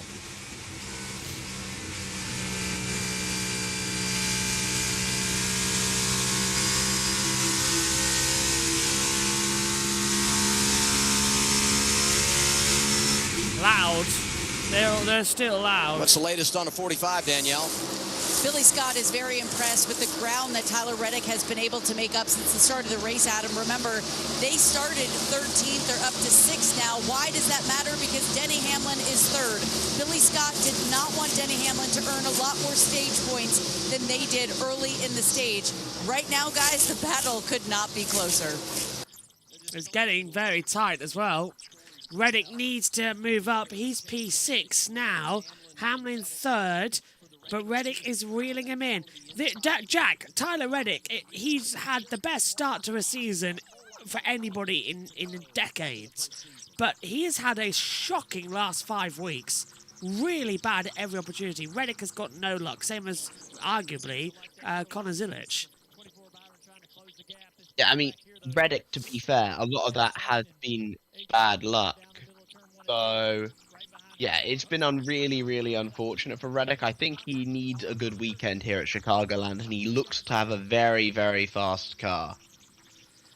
Fast cars are what's needed. 47 of 80 now complete in this race, plus the caution periods we had.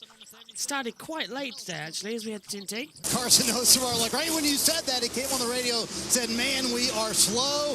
And yes, that underbody damage just killing our speed right now. Remember, Carson Osterwar just outside the top 10 when that incident happened with Zane Smith. Now he's back in 23rd, struggling with a ill-handling race car.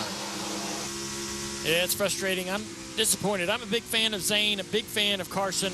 Disappointing to see the contact and Zane, whether intentional or not. Oh, we got to spin the 33. Oh, Austin Hill. Austin Hill backwards in the 33, and it has smashed the rear bumper.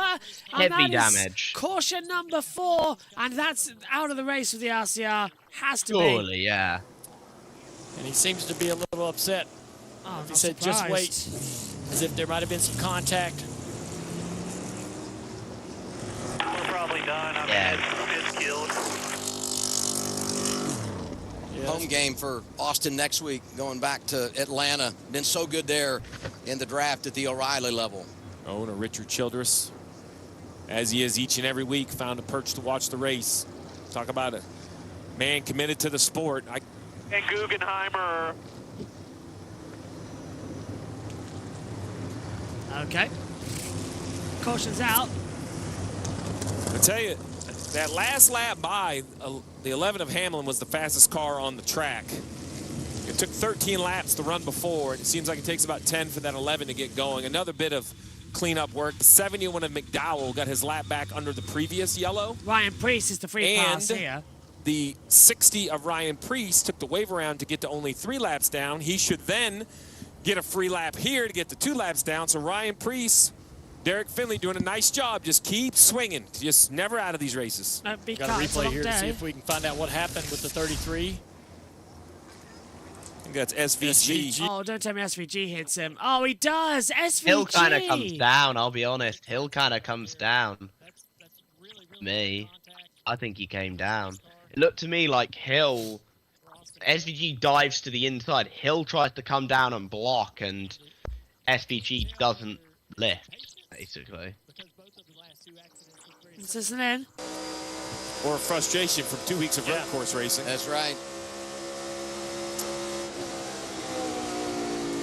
Remember, the SVG and the 33 were kind of in the middle of that wreck, the big wreck at San Diego at the front of the field. Yeah, they sure were. Car's pitting again, Shannon. Yeah, the car for Kyle Larson's just been free during this race. The first pit stop, they did not take a big swing at it. They're not going to take a big swing this time either. Just 4 tires for that 5, Danielle. Bubba Wallace is having a great run, Shannon, so far today. He said, we're in our window on balance. Let's keep it right here. So not a major adjustment there, Marty. Oh, a spin on pit road, Danielle, happened right in the middle of pit road. William Byron said, short run car has a terrific turn. That's actually Todd Gilliland, who is backwards on pit road. Denny Hamlin said the car migrates way too free for me. I need to be tightened up. 4 tires for Hamlin, and you can see all those 2-tire decisions, Adam. Yeah, I was going to say, I thought strategy could be a thing here because it hadn't been that long ago that these drivers had made a pit stop. Smoked in the left rear. The big question I have, who got him? Yep, somebody coming out, one of the leaders, the 20 of Bell. Oh, big contact. Yep. It might not look bad, but that sort of contact on the front of the 20 can absolutely dislodge some ductwork. If it hit the tire, it can knock the toe out. Listen. The hood stays pretty sealed against the hood vent. Jack, how do you see that? Well, he ended up in his pit box, at least. Backwards, but he did, yeah. In fairness to him. It kind of worked out in the end. Right, 50 of 80 in the stop. He ended up in the pits, but backwards. 218 laps to go, and this is our 3rd caution of the night. Already we're going to have 5 cautions, but do you know what the good news is, by the way? Ryan Preece is now registered as 2 laps down. We have 2 more competition yellows already lined up, which means he will be at least as early as stage 3 back on the lead lap, where it matters most. Probably going to have more cautions throughout. So, yeah, this is working well for Ryan Preece. He will get back into it after the opening lap error. All is not done here in the Cup Series, which is a major relief.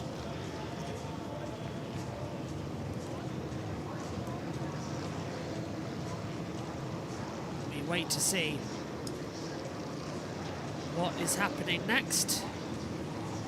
Richard Childress himself says he thinks SVG's spin was a payback for San Diego. He definitely didn't lift as much as I thought he would. I've built the pagoda. Oh, nice.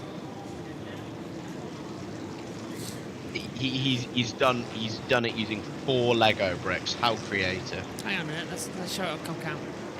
Show everyone else your incredible Lego skills. Left over for the Lego race of F1. A little Indianapolis pagoda. I quite like that.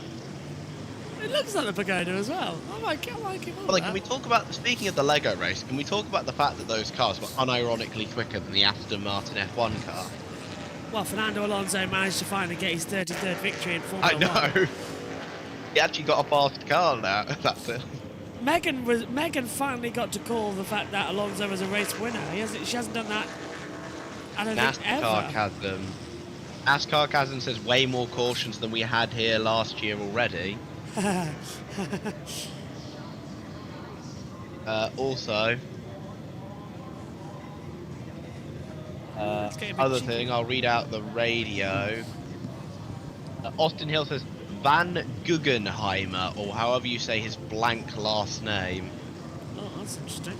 That's a neat. That's the new one. I've had Shane Van Hamburger from Joey Logano in 2023, but that's my favourite one now. Not that hard of a name to pronounce, surely, guys. What, SVG? No. Sunday, July 26th on Discovery.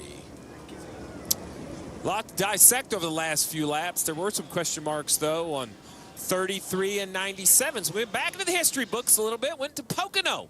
That's where this rivalry at least got heated up. To the left, the 33, into the 97, contact. This was at Pocono back in June, causing a wreck for SVG to go around. Pretty big damage. And then the one I remembered, the one I mentioned, was this move. A mistake by the 33, and he admitted it, but the result's still the same. He gets both Red Bull cars. It gets Zillett and SVG. A race that I think SVG was crushed to be knocked out of. So then let's go back to today. SVG in the corner. Left rear contact. Ships the 33 around. And then Austin Hill had some comments on the radio. Yep. Just wait. Van Guggenheimer, or however you say his fucking last name. Yeah, it was just a payback for California. Let's get to that point in the season, Dale. A lot of racing. You're starting to become more frustrated. Yeah. We're going to see more and more of this. And the short track season right around the corner. Oh, yeah. I've got a bunch of them coming up. I feel like that's been the case for both accidents we've seen today, is a little bit of a past history there. The 11 car had a little bit of trouble on pit road, Marty. Not so much trouble, Dale, just that they went with 4 tires instead of 2, and several teams decided to stay out under that caution. So here's what Denny Hamlin thought about that move from his crew chief. Listen in. Yeah, we got to protect track position there because we know everybody in the back is going to take 2 or whatever. Just didn't have enough square to really do all that. Copy. Yeah, so, Dale, how different will the game be now for Denny Hamlin? Way back in traffic, he will restart all the way back in the 21st position. Yeah, it'll be tough. They had to rejack the car to make sure they got one of the wheels tight on the left side or the right side, and so cost him a little bit of time on pit road, and he comes out behind a lot of cars. Fast race car, smart driver, long way to go in this race. Denny's going to be just fine. Let's get ready to get rolling again then here. Denny Hamlin, 24 laps led today. He's led 18 in the last 14 starts here. We're coming into the green with Austin Cindric and Joey Logano. And Logano gets left behind massively. Austin Cindric gets an absolutely tremendous restart. I would say he almost jumped it, didn't he, as he goes straight towards turn 1 and 2. They hug the inside line, down now the backstretch towards 3 and 4, and it is Austin Cindric with the lead. Logano second, Riley Herbst up into third, Allmendinger fourth, Jack, and it was a good start from everybody. All right, lads, behave yourself now. That's all I ask. We've had 2 possible paybacks already. Let's not be stupid now, right? Side by side for the lead, Joey Logano, Austin Cindric. And it's going to be, I think that's Logano who manages to get the lead across the line. Still side by side. I think Cindric's going to retake it. Briscoe now chasing them down as well, down the backstretch.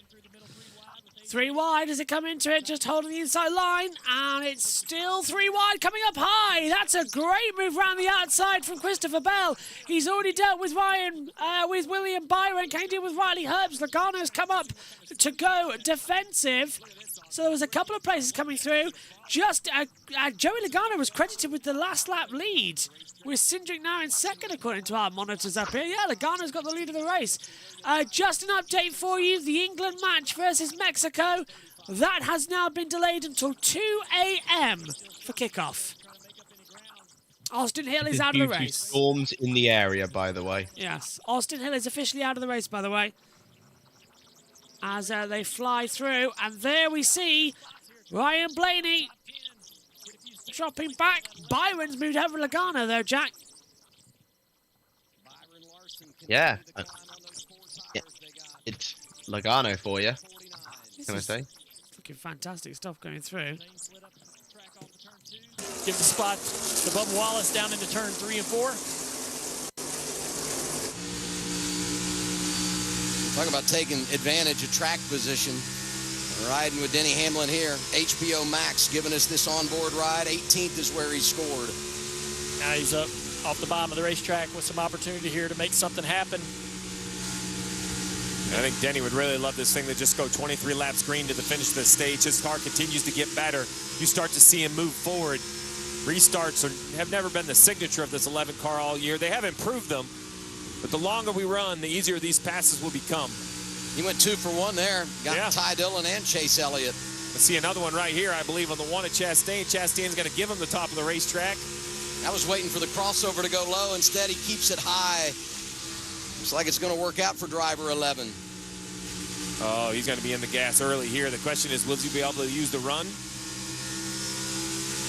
He will. The 6 will get to the outside of the 16. The 11 will push him through. I love this. I could watch these onboards, the decisions these drivers make. But this really puts this place into perspective as Hamlin gets another one. 14th in the running order. Dale has set his options. Look, he was working the top. Now he's working the bottom, right? It's going to be a little bit harder on the bottom, as Dale has said, but at least he has the chance to go there.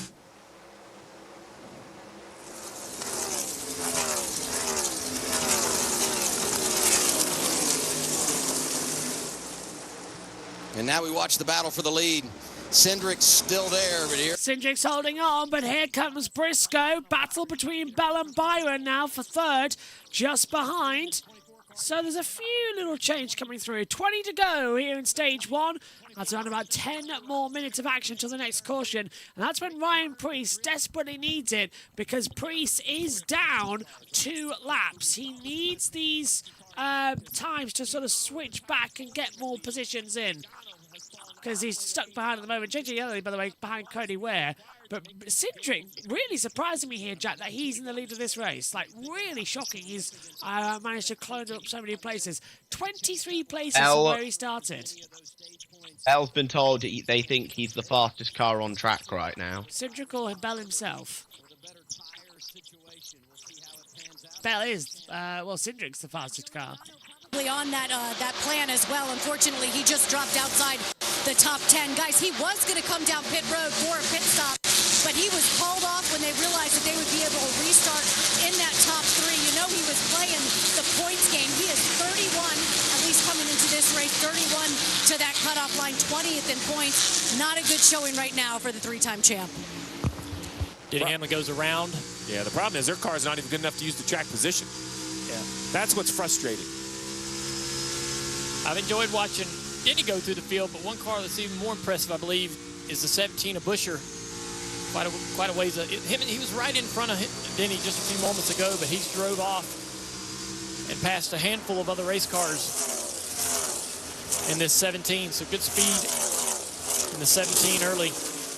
Well, and so many times, Steve, you talk about the importance of leading in your strategy. Yeah. He's 4th in line of those drivers that came down and got 4 tires. When you got the 4 tires, gives you some options when you make that pit stop at the end of the stage. And here's William Byron, the best of the bunch, that came down at 49 and got 4 tires up to 2nd. And listen, applaud Austin Cindric and this 2 car. Behind on tires, they have about 10 more green flag laps on their tires, continuing to lead laps. That's impressive for the 2. Very impressive. His crew chief, Brian Wilson, told me last week it's all blue collar. Sleeves are rolled up right now for driver 2. He's on point. We're heading to 15 laps to go, stage 1. Fantastic start here. This is going to be brilliant. Side by side now. That's Larson getting ahead of the 19. So Briscoe's down to 4th. Larson moves up into 3rd position. SVG in 31st. He's not liking Chicagoland since the restart. Larson, Wallace, Hamlin up 10 places. Bush at 9, Byron 7. We're watching right now Chastain in a little bit of a battle with Eric Jones, Chase Elliott. And throwing in there, I think Joey Logano's dropped back. Logano's dropped back all the way down to 14th place. Shocking. Think about where he was at the start of this stage. Still, the delay to the England game helps us massively because we can finish the Cup Series. And those on USM. Seth will be taking you through the England game versus Mexico. So you can pop it over there. Maybe not. It doesn't help our sleep schedule.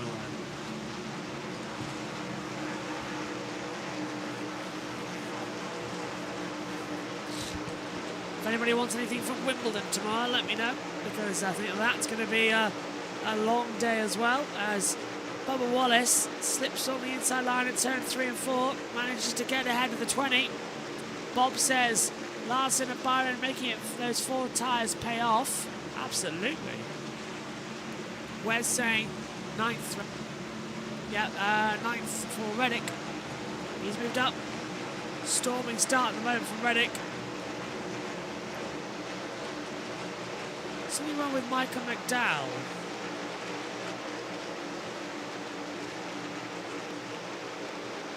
Michael McDowell. Oh, 25, 26. Oh, okay, so that's just talking about information there about what's happening. Nothing officially coming through on the monitors.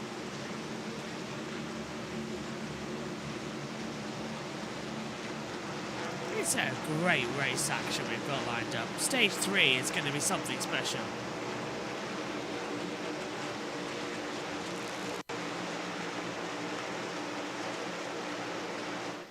Let's go check back with Tinty. Coming to 10 laps to go, stage 1 at Chicagoland Speedway. New leader, William Byron out front. Yeah, let's take a look and see how it happened. William getting around the 2 of Austin Cindric. There he goes to the bottom of the racetrack. Austin on the mold tires are starting to show up a little bit. Austin had good speed in practice. First on 5 laps, second on 10 laps. So this is no fluke that this 2 car can get up there and keep this pace, but just a tire advantage of the 24. 11th before they stayed out. So now he's back to 3rd. I think if he runs 5th, 6th, that's great. Everyone's going to reset at the end of this stage. You got some stage points, and you got a read on your car in that Clean Air Dale. Like you said, he had a great car in practice. We keep talking about the changing track. Some of it's in shade already. Can the 5 car Larson, though, go up there and take it away? I think Byron is smart to commit to the top of the racetrack. I've talked about how that's kind of a defensive place. You can go up there and find speed, but you're also going to make it difficult for the car on the bottom. Slips up the racetrack a little bit right there and allows the 5 to close the gap. But the momentum down the front straightaway is kind of what saves you from running that higher line. Well, Carl Larson still under attack now in P2. As we're seeing now as well, Byron losing the lead of the race soon. Sliding now down towards turn 2 and 3. Byron holding position. Welcome up to the commentary box then. Matthew Owens is joining us as Bubba goes through on the inside. 23 passes to 19. Matthew, hello. Thank God for that. I'm too dead to try and keep commentating at the moment. How are you doing, my friend? Doing well. Been pretty chaotic here for the last 3 hours or so, but I finally made it. Hope everyone is well, and I have been keeping an eye on the race as the chaotic life that I live allows me to, and it looks like it has been a pretty chaotic start to our return to Chicagoland. 3 cautions. Chicago's New Martinsville. Basically, yeah. 3 cautions inside the opening 72 laps, and Ryan Preece is going to be back on the lead lap by about stage 3 unless we have more cautions coming into it. I'm glad you're here, Matthew, because after 55 minutes of leading the commentary plus the extra, I've only had 4 hours sleep across the last 3 days. I am literally struggling to keep my eyes focused on the driver tracker and really having to think of things to say. So I'm glad that someone's here that can take over from me. 3 wide coming in. Sorry to cut across you. I'll do it that. The 11 is in there, the 12 and the 42 all coming in side by side now as well. Throwing that. Hamlin making a move. Ty Gibbs just ahead of them. Then it's Hamlin. Then it's Keselowski we're riding with. Matthew Owens. Hamlin on the move through some traffic, getting around Tyler Reddick. Now he'll climb the banking between turns 1 and 2. Try to roll up on Ty Gibbs. There's a gaggle of Toyotas here are in all of this. Christopher Bell's just ahead of it. Riley Herbst. Here's Hamlin. He's going to throw it down to the bottom of turns 3 and 4. Get alongside Gibbs. Hamlin looking for this 9th position here. Slides up and gets back into the tire tracks of Gibbs, who in turn will muscle his way to the outside of Christopher Bell, and Gibbs is going to take over the 8th position here. Bell had that contact on pit road during the last caution. Not sure how much that's hurting him, but Gibbs gets by him. Now Hamlin gets by him. Tyler Reddick blitzes around his outside now. This is going to be an incredibly close battle for the final couple of points. This is critical for stage points as well, especially for Denny Hamlin, who arguably, as championship leader, needs to go for stage points here. So 3 to go for the stage break, Matthew.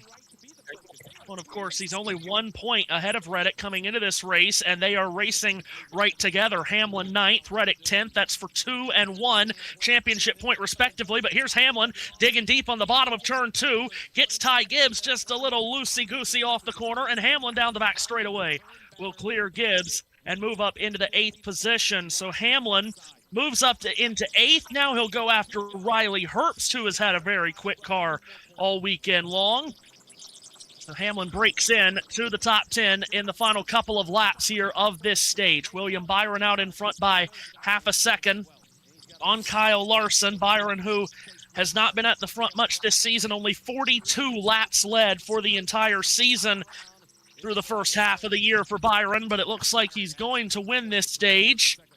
We'd like to see the battle up front if we could, please, as we have the final lap of the stage starting now.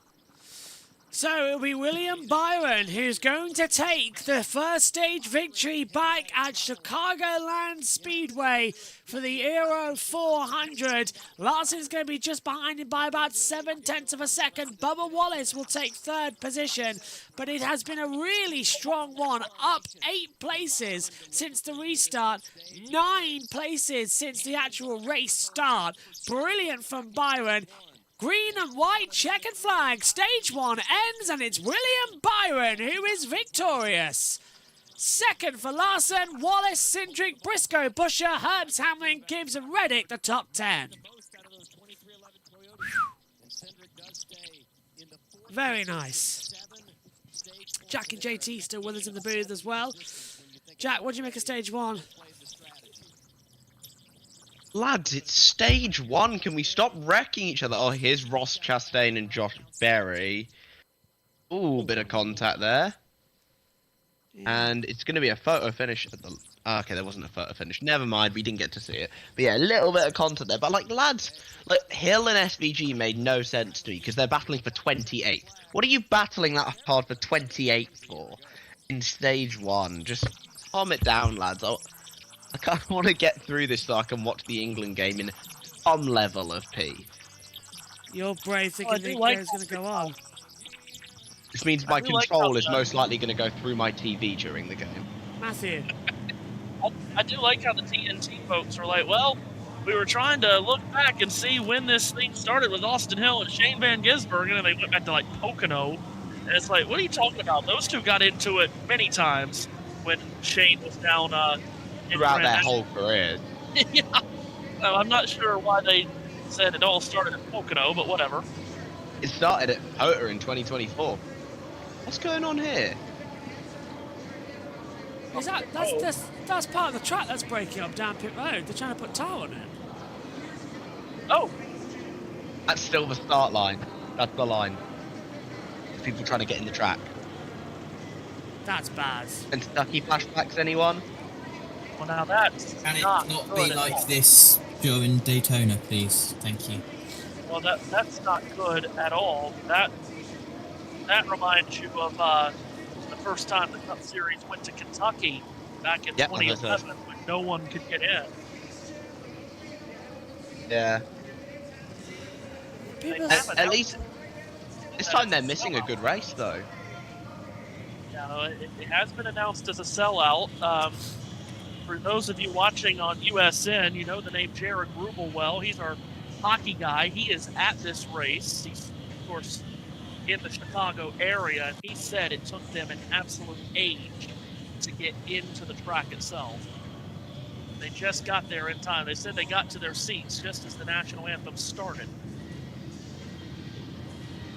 They could have delayed the start a little bit. Bit of quid pro quo, but no, they're not interested in it. Stage 1 complete then. I mean, do you think they would have delayed the start this far with that big of a queue still outside? No, I don't. I hope they all get refunds then. I hope they all get refunds. It's been shocking, the parking situation here. All I can say is, does anyone know, did the Kentucky fans at least get refunds? And if they didn't, I don't think the Chicago fans will. Yeah, I don't know if they did or not, but that was a horrible situation there. They didn't even miss a good race at least, though. Yeah, but and you know, this has been announced as a sellout, and I'm not trying to throw shade at Chicagoland Speedway. This is just the truth of it. Back when the last few years that we ran at Chicago, we weren't anything close to a sellout. So this is probably the first sellout here since, gosh, probably the mid-2000s. So they were probably pretty rusty on how to get all these people in on time, and that's a shame. And it's ruined it massively, which is a shame. Right, let's hit the TNT. That. And we've got the MLB season heating up, and TBS has you covered all summer long. Watch the Yankees. Cover your eyes, Steve. Take it on the Rays Tuesday, 6 Eastern on TBS and stream it on HBO Max. Man, only 14 games back for the Red Sox in the basement. I just told you, don't look at the standings, One game off of Baltimore, where you're up next. You're only one game ahead of us. Been an issue on pit road that NASCAR's had to stop and work on, so it's delaying this caution a few extra laps.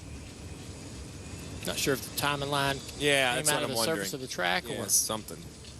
Which I will tell you, I hate that we're having this issue, but looks like a big chunk of asphalt is just missing. Yeah.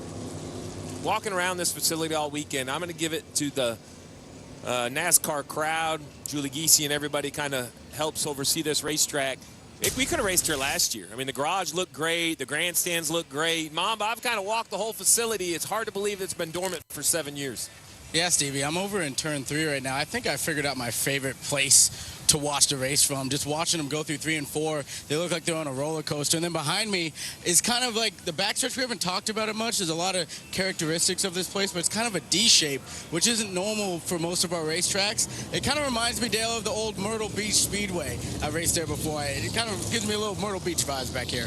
Yeah, it's pretty interesting to have a back straightaway shape like that. It's not really more trickier than anything else, but the way the sun sets here can blind you a little bit down the back straightaway. I remember that being difficult for turn 3, but fun little racetrack. You're always turning, kind of always either on the right rear or the right front tire. You rarely give the tires relief. You're always kind of fighting balance, tight or loose. It's a tough track.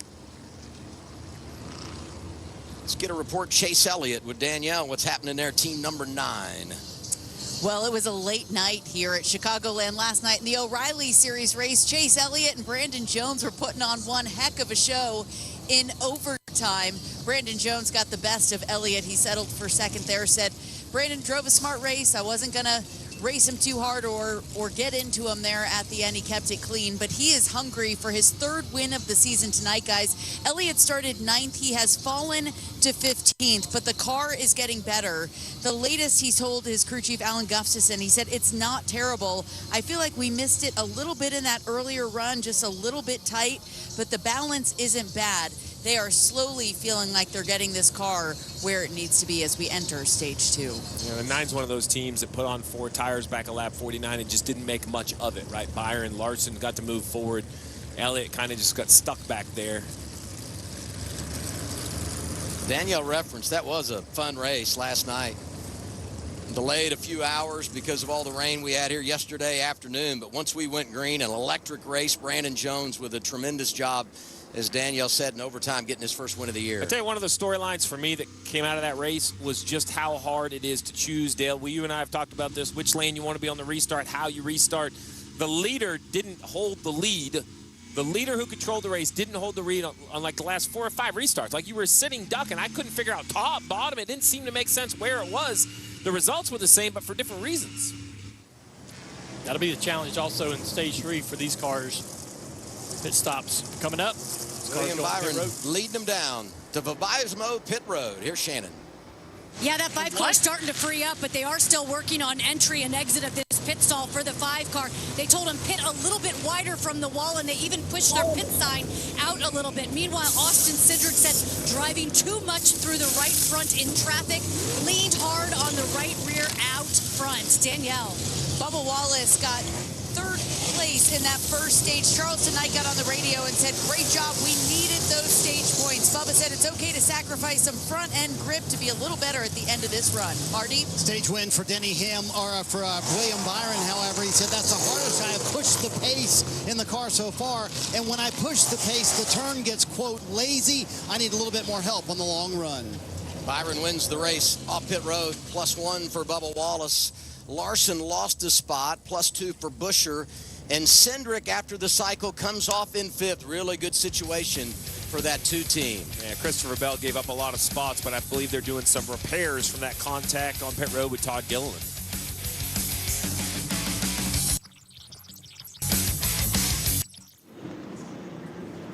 Matthew, were you saying something earlier? They just call pit road. Sorry, I didn't hear that. Say it again. What the hell did they just call pit road? I don't know. Pit lane? Like, he called it down to something pit road. I'm assuming it's a sponsorship plug, but I have no idea what in the hell he said. Was that during the... He said, like, Vabomo? Like something, what? Well, let's go back and have a listen. Let's have a listen. JBMotorsports Pit Road. The results were the same, but for different reasons. reasons. Let's have a listen, then. That'll be the challenge also in stage 3 for these cars. Pit stops coming up.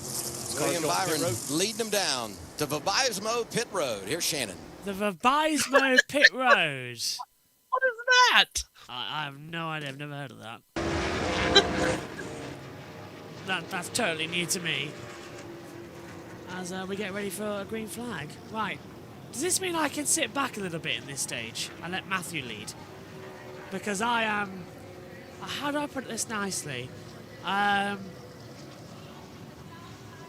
I've got 1, 2, No. 3, 4, 5, 6. I've got 6 monitors in front of me. It looks like I've got 12. I've had to take my glasses off. My glasses are making it worse.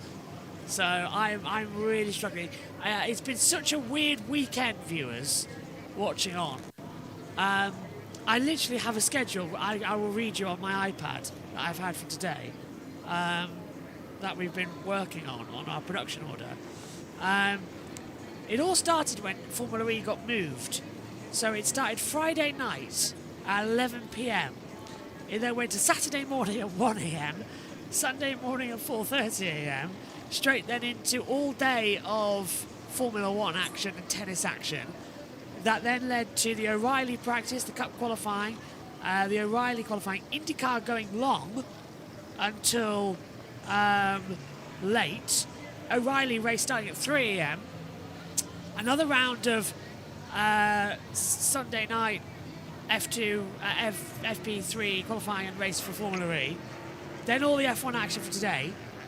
From the Saturday the 4th to Sunday the 5th, it's gone from 10:23 until now, non-stop live. And I am literally done. Like, that's over 48 something stupid hours. So Matthew Owens, I hand it to you for Summer Stage 2 while I just zone out for a bit and try and get my eyes back together. Do we get a time to drop the hammer? It is cool. Oh dear, I suppose we could.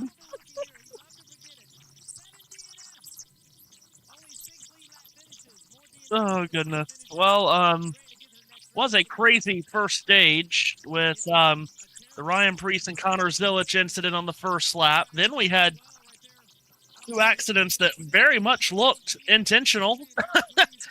Zane Smith into Carson Hocevar, and then Shane Van Gisbergen, or as they've called him on the Austin Hill radio, by the way. This is actually quite entertaining. Austin Hill's radio after that, the spotter for Austin said Van Guggenheimer, or however you say his last name. That's my favorite mispronunciation so far. It's not even that difficult, guys. Come on. It really isn't. So, like, I mean, Logano, I remember when SVG won his first race, said Shane Van Hamburg, or whatever his name is. First stage was wild. We'll see what stage 2 brings us with William Byron on the front row. Green flag goes up in the air. It is indeed time to drop the hammer for stage 2. Byron and Darrell Wallace Jr. on the front row, and Kyle Larson on the inside of row 2 gives a shove to his teammate William Byron.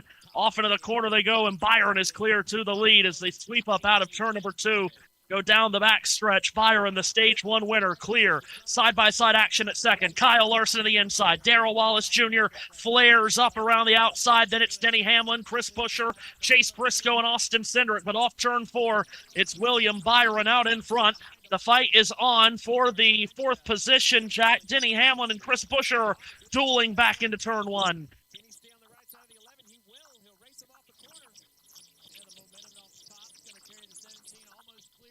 Down the back stretch they go. And guys, I'm not William here, Byron. remember. So when Matthew stops talking, somebody else will start talking. That's usually how it works. I'm not here for this bit.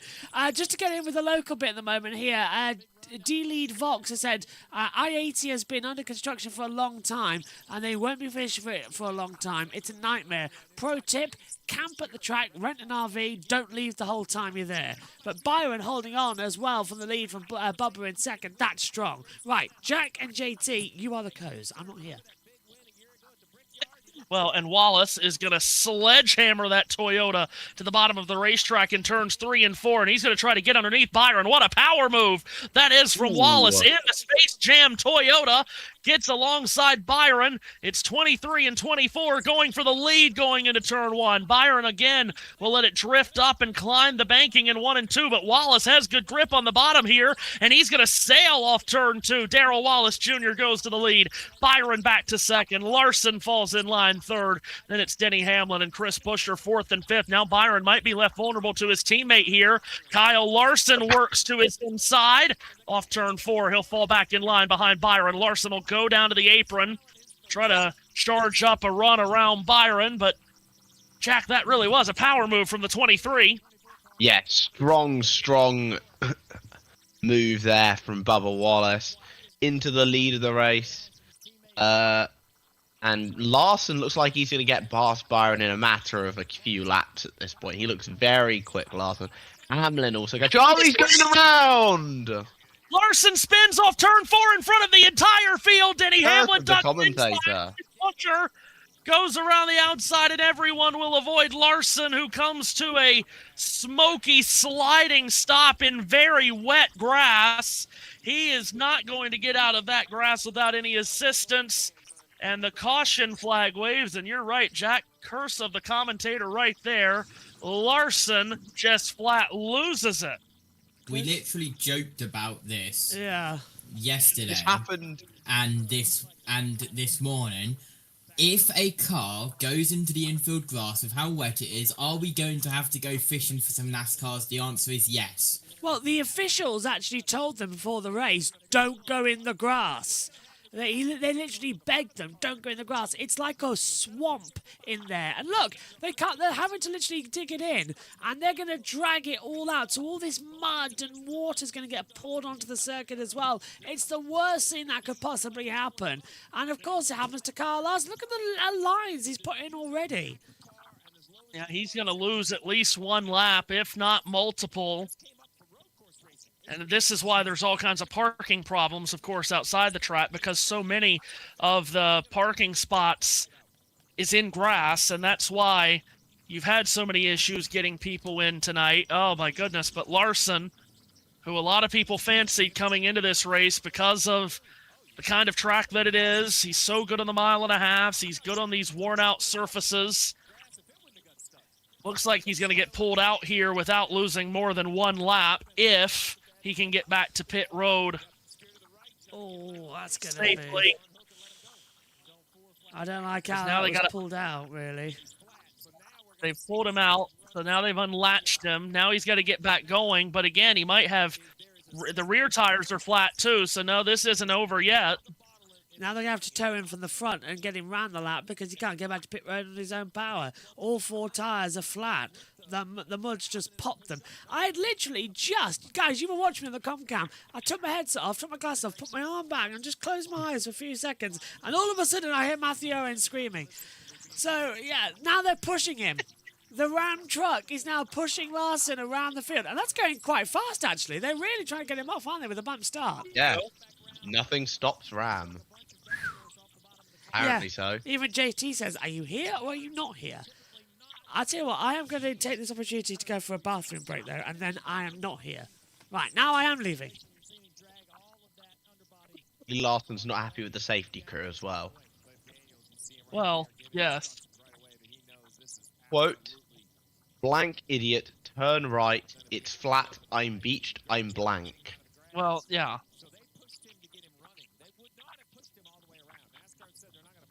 And now he's going to lose another lap here because as he's on the apron and running on 4 flat tires, the leaders around the banking are going to go past him. That's not good for the underbody. No. Free pass goes to Ryan Preece. Back on the lead lap now, right? Yep.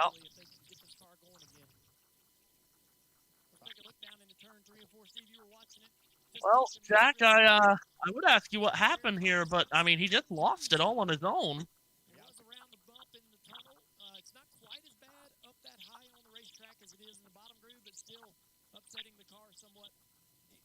For me, you know, I'm not a race car driver. I'm a fan. I'm a crew chief. I hate this for Kyle Larson, but I love to see. This is how hard these are to drive. This is one of the best race car drivers in the world who is trying to end that winless streak, trying to make it free, trying to make it drive really good, and he spins out basically by himself on a very difficult racetrack. Listen in here, on board.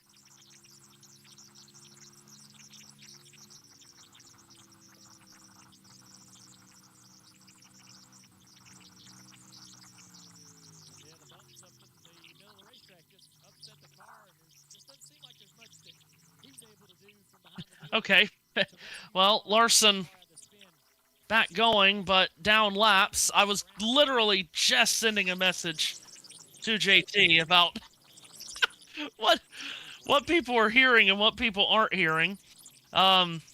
Anyway, very good. We're all ruined. We're all on the same page now. I mean, again, as I was saying, Larson did not look like had a flat tire. Did not look like a flat tire is what caused this spin. He just lost it. So this is a terrible break for Kyle. Try to figure out how many laps down he's going to fall. Someone in the chat, by the way, is complaining about you calling him Darrell Wallace Jr. A lot of people complain about me calling him Darrell Wallace. That's what he was known as originally. That's what he came into the sport as. When he was in trucks, as far as I remember. I'm sorry to the people that get mad anytime I call him Darrell Wallace Jr. I've said this many times before. I don't have a reason why I call him that. It's just what comes off. It's just what comes out. Real. I mean, unfortunately, he doesn't call Denny Hamlin James Hamlin. James Dennis Hamlin. I could start calling him James Dennis Hamlin if you want. It doesn't roll off the tongue very well.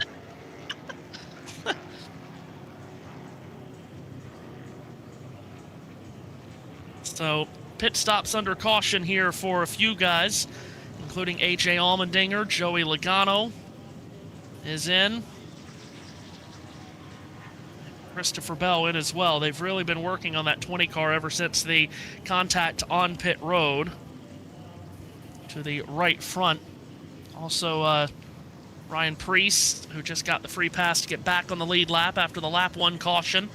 Doesn't even take him to lap 100 to get back on the lead lap.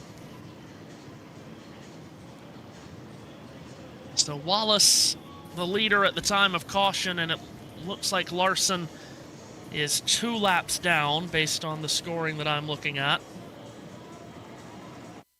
saw, well, we literally just talked about how quickly Priest got his 2 laps back. Larson will have to get it back quickly himself, as they still have that 5 car on pit road.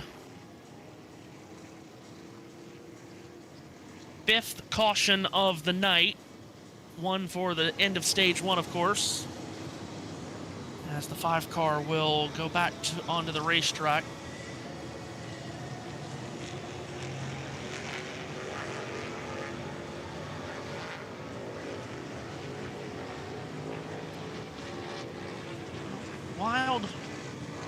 Wild start to this race here at Chicago. First race here in 7 years, as has been well documented.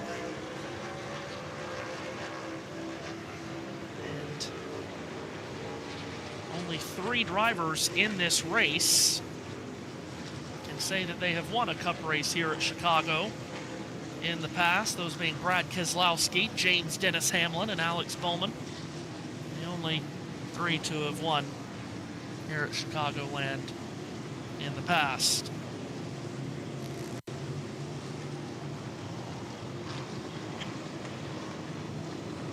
Been a chaotic race so far, I'll say that much. And looking like the chaos is going to continue. I mean, we might end up with a Cody Ware win. Well, let's not go that far. Asian Le Mans Series champion Cody Ware, may I add. So getting ready for the legend. Well, of course. Getting ready for the restart here.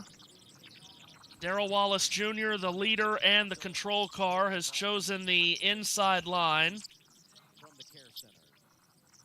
And William Byron will be to his outside. James Dennis Hamlin and Chris Buescher in row 2. That's going to become a thing now. And then Ty Gibbs and Tyler Reddick line up in row 3. Toyota Camry pace car hits pit road, and we get set for the restart. Wallace on the inside sees the green flag wave in front of him. We're back underway at the end of the 99th lap. We take on lap 100 here at Chicago, and as all the restarts have been already tonight, they flare out 3 and even 4 wide going into the corner.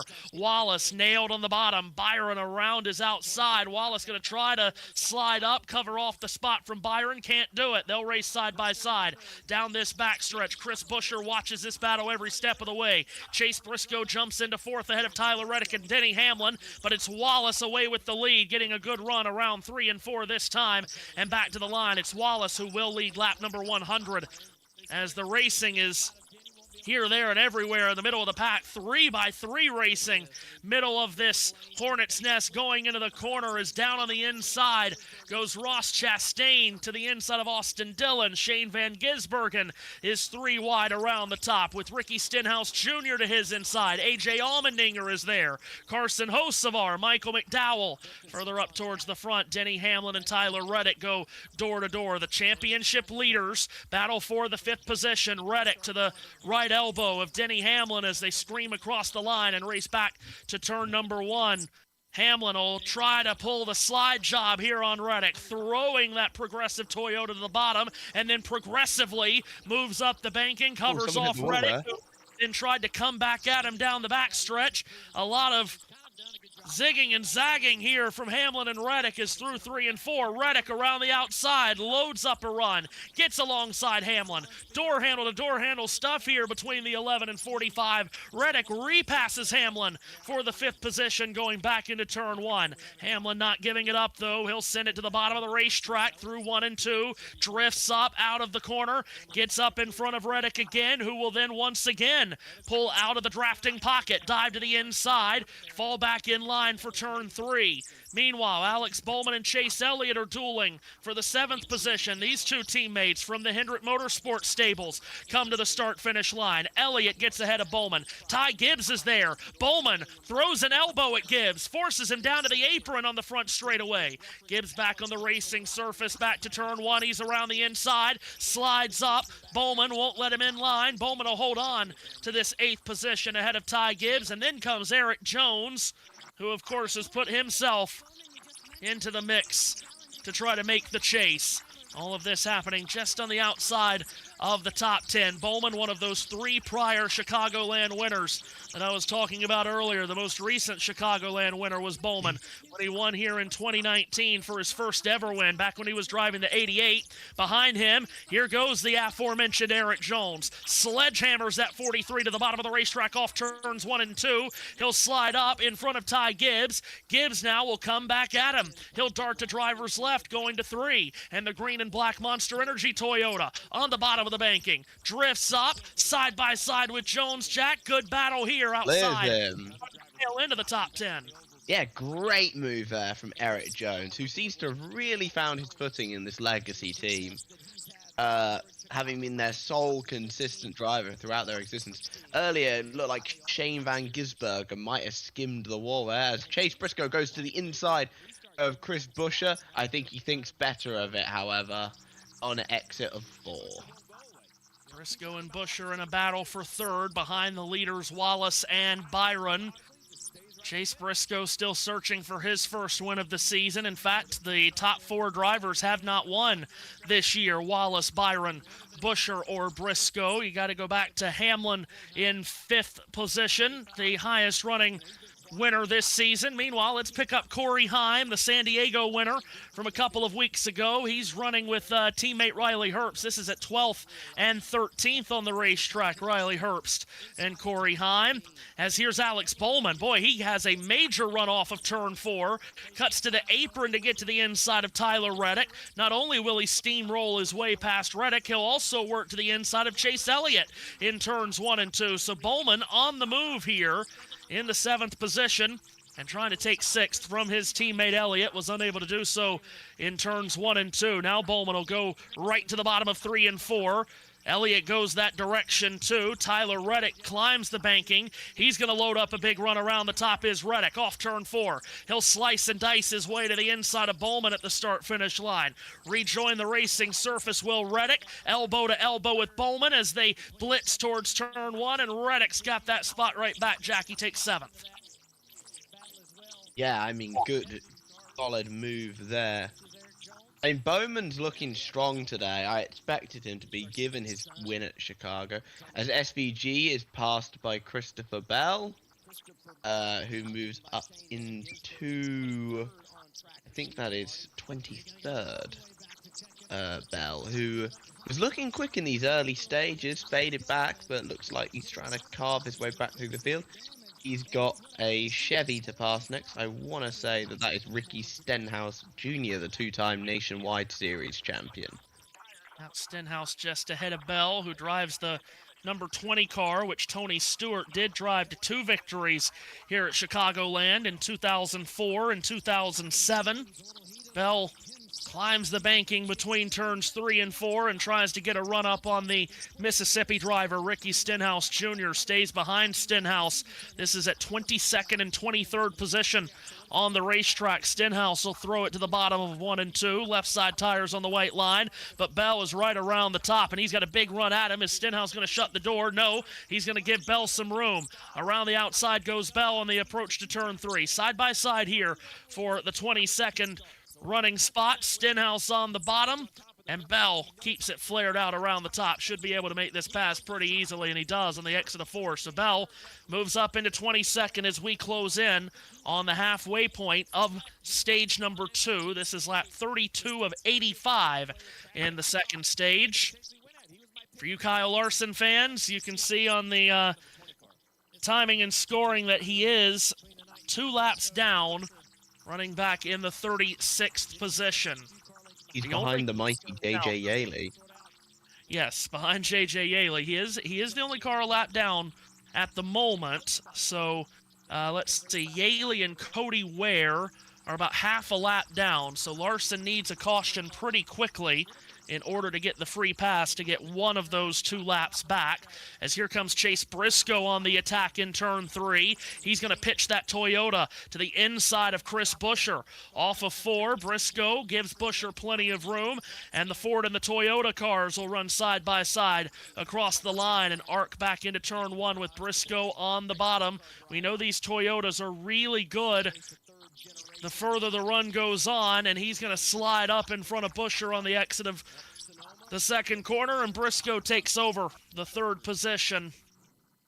And he'll try to run down the leaders, Darrell Wallace Jr. and William Byron. He's about 2 seconds and change back of those leaders. Wallace running the Space Jam livery, of course, in Chicago, where his car owner Michael Jordan made his home at for so many years in the NBA, bringing this city 6 NBA championships in an 8-year span in the 1990s. As Austin Cindric moves up, getting around Eric Jones. That's for the 10th position as Cindric makes that pass on the turns 1 and 2 into the speedway. Buescher might not be done losing positions here, Jack. Denny Hamlin looks interested, getting to his inside across the line, and Hamlin makes a move for 4th. Yeah, Hamlin right up into 4th position now. Hamlin looking strong all day at this point. I mean, I remember he said he'd be happy to qualify 12th after practice. He ended up qualifying on the pole by, get this, 1,000th of a second. Yep. And Hamlin came in as... yeah, I think he did. Hamlin did come in as the race favorite. Of course, he's been on a tear the last handful of weeks, and this kind of racetrack not only fits his driving style so well, but the Toyotas have been so dominant through most of the season. Hamlin up into the 4th spot after moving his way past Chris Buescher here. As we work lap 117 of this 267-lap race, we're not far away from halfway. We hit 8 o'clock on the East Coast, 7 o'clock locally in Joliet, Illinois. And of course, speaking to all of our friends around the world, if you're looking forward to the England and Mexico game, and if you're, of course, watching us in, we've got the England and Mexico game coming up. It was supposed to be going on now with that, but has been delayed at least an hour because of the forecasted thunderstorms in the Mexico City area. It'll be a heck of an atmosphere at the Azteca as the three Lions... I'm not looking forward to it as an England fan. Now, why would you say that? We're going to get absolutely battered! Did you use against Congo? Yes, I did. We were terrible! And then if we do magically get through, we've got Norway. Erling Haaland's going to score 4 against us. But at least we have half-decent defenders. Whereas Gabriel earlier showed he's just not very good. It's a great game. He's an Arsenal player. They're all not very good. That JT and I had covering the Norway and Brazil game earlier in the day, and it was fun to watch. Yeah, it really was. Well, I had Mexico in my bracket, but it does feel like a lot of people are just saying that England has no chance, and I disagree with that. We have a chance. Yeah. Like 1%, but... Chase Cape Verde, no one thought Cape Verde had a chance against Argentina. Look what happened. Fair play to them. Chase Briscoe has bridged the gap to the back bumper of car 24, William Byron. He's brought Denny Hamlin with him, so Byron is looking at all kinds of Toyotas. 1 in front of him, 2 at the back door as Chase Briscoe comes knocking into turn 3. Briscoe will jump to the bottom of the racetrack. Byron using that third groove up around the top. He will stiff arm this Briscoe challenge away at least for 1 set of corners as the leaders scream across the line. 41 of 85 laps here in Stage 2 complete in the Aero 400 at the Chicagoland Speedway. Once again, Briscoe dives to the bottom in 1 and 2. Got a much better run this time. He'll get alongside Byron. Side by side, they race down this back stretch, which, of course, is not straight. It's a very curved back straightaway. Briscoe throws it to the bottom through 3 and 4, slides up. These two are still side by side on the exit of 4. Byron with a nose in front as they cross the line. That's going to give Denny Hamlin a double slipstream down this front stretch. Back into the number 1 turn. Briscoe's going to pack it in hard on the bottom. That's going to give him enough room to slide up in front of Byron here. Briscoe takes over second, and now Byron has no time to catch his breath after losing that spot because Denny Hamlin invites himself into the battle. Hamlin around the inside in turns 3 and 4. Byron slips up. Hamlin's going to complete this pass on the exit of turn 4, so in the space of about 2 miles or so, William Byron drops from second to fourth, and now it's all Toyotas at the front. First, second, and third, Wallace, Briscoe, Hamlin, then Reddick in a Toyota sixth. Gibbs and another one runs in eighth, and Briscoe's charge isn't done, Jack. He's going for the lead. Yeah, Briscoe right on the back of Bubba Wallace. He's going to try and go around the outside here. Hamlin's right closing in as well. Briscoe on the outside, heading across the front straight. Denny Hamlin gets to the inside of Briscoe, however. He can't keep it. He decides to go to the inside of Wallace. They go 3 wide into turn 1 and 2. This is shades of Chicagoland back here in 2014 when Brad Keselowski took the lead late, going through the middle of a 3-wide scramble. 3 deep for the lead, going to 3. Wallace in the middle will slide away, and he'll leave the teammates Hamlin and Briscoe to battle. Hamlin drifts up through the middle of the corner. That gives Briscoe the run around the top. New leader in Chicagoland. Chase Briscoe puts the Bass Pro Shops Toyota in the wind, but he might not be done facing a stiff challenge from his teammate Denny Hamlin. Hamlin around the top will come off of turn 2. He'll set the crosshairs on the back of the Bass Pro Shops Toyota. You've got Darrell Wallace drifting back in third. William Byron closes in on him. Briscoe defends down to the bottom of 3 and 4. Hamlin looks for clean air to run around the top. Chase Briscoe holds the lead. The sun's setting at Chicagoland, and it's Briscoe and Hamlin who raced for the win late in Nashville along with Christopher Bell. Now they race for the lead in the middle stages at Chicagoland. Austin Cindric comes to pit road. We care little about that right now, though, World Feed. We'd like to see the battle for the lead, which was heating up.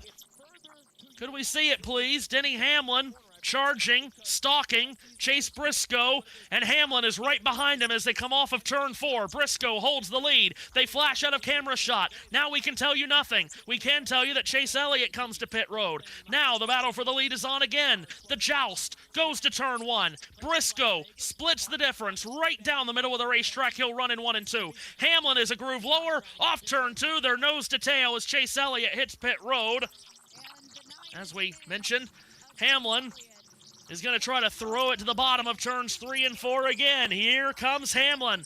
He wants this lead. He's even with Briscoe off the corner. Side by side, racing back to the line. Hamlin momentarily had a nose in front. Briscoe side drafts him back. And these Toyotas will go elbow to elbow to turns 1 and 2. Hamlin keeps it pinned on the bottom. Trouble on pit road for Chris Buescher. He left and they didn't get a wheel tightened. He reversed back into his box. They tighten the lug nut. Buescher's back away. William Byron hits pit road here as we come up on lap 50 of the stage. But the fight for the lead on the racetrack is still on, but now it isn't anymore. Denny Hamlin swoops his way around Briscoe, who now gets on the binders. He'll come to pit road. Will Chase Briscoe.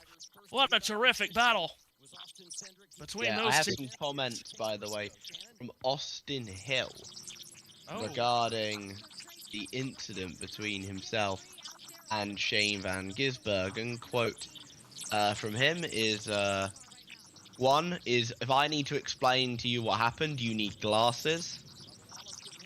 And when asked, do you think it's payback from Chicago? I have no idea. If they have definitive evidence, I'll leave it in NASCAR's hands.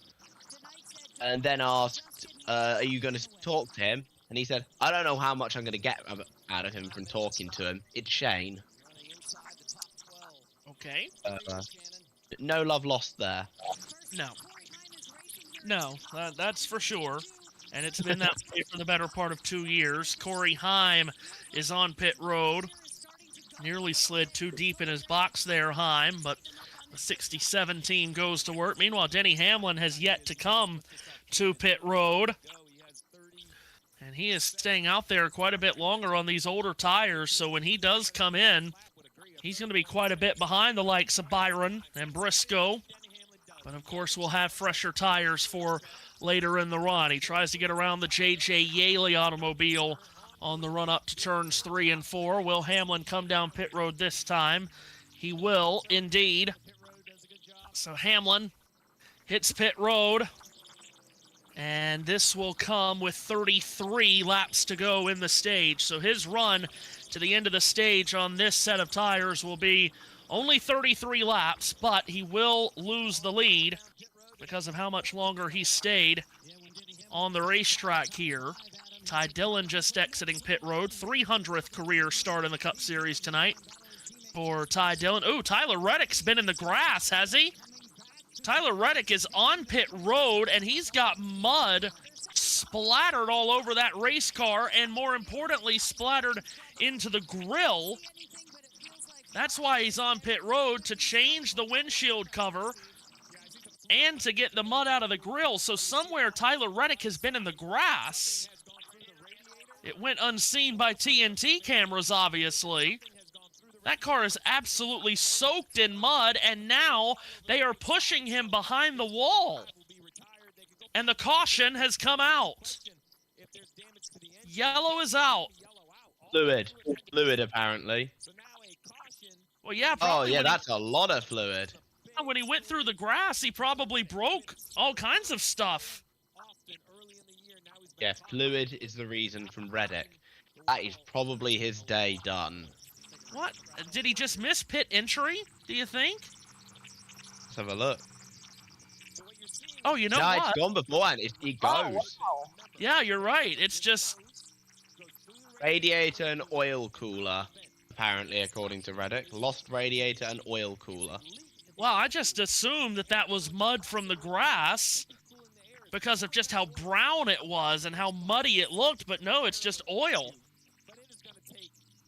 Oh, my goodness. Well, you know they had a mechanical issue last week in the 45. Now another one.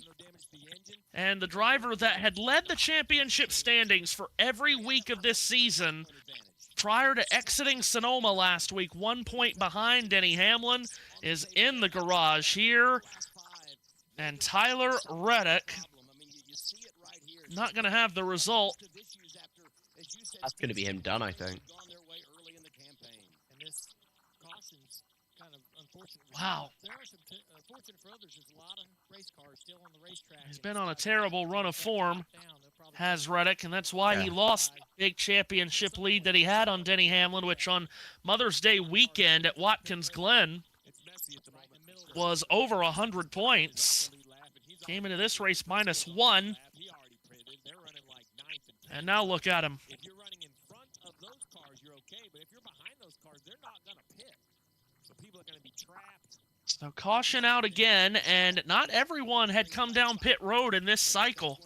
About 8 guys had not stopped, led by Ryan Blaney, followed by Christopher Bell, Todd Gilliland, Ricky Stenhouse Jr., Cole Custer, Ryan Preece, Zane Smith, and J.J. Yaley are the 8 that had not stopped in this green flag pit stop cycle when the caution came out.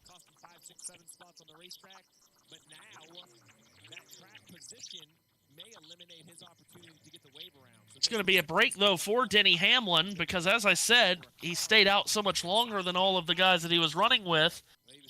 So he's going to have fresher tires, but he won't lose as much time to them now. He'll be right with them on the restart.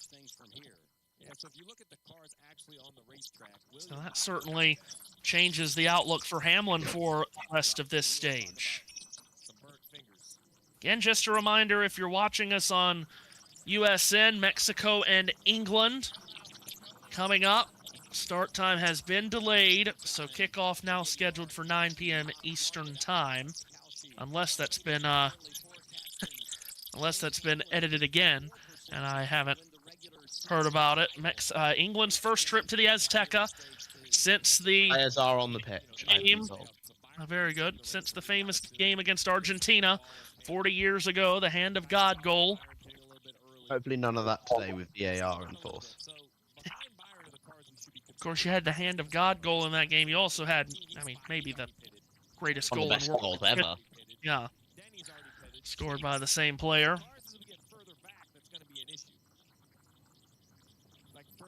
Going to be a while until they can open up pit road because of all of the fluid left on the entry to pit road from Tyler Reddick's spewing car.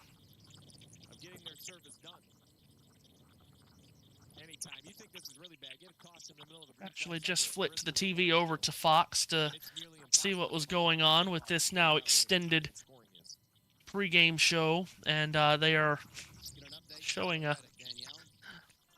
montage of all of England's World Cup heartbreaks. Thanks for that one, Fox. Greatly appreciated. Nice one.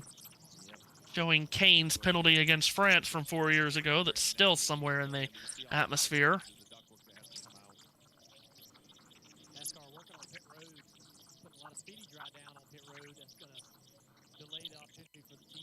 All this talk about Harry Kane being the best striker in the world. I know him with a bunch of English. Not the. He's not better than Erling Haaland. No, not at the moment. He's. I will say that Bayern Munich has definitely brought the best out of him. That's for sure. Like, he is scoring goals I didn't know he was possible of scoring, and I'm a big Spurs fan, so. Generally speaking, Bayern brings the best out of any player they get. Yeah. I mean, you got to remember, he was at the club I support for so many years. But I was happy when he finally left to join Bayern, because I knew he was going to do really well there. And the first year he's there, Bayern don't win a single trophy. How incredible is that? Yeah. Well, they have made the quarterfinals twice before in World Cups played in North America. Of course, they were not involved in the last World Cup in the United States, 1994.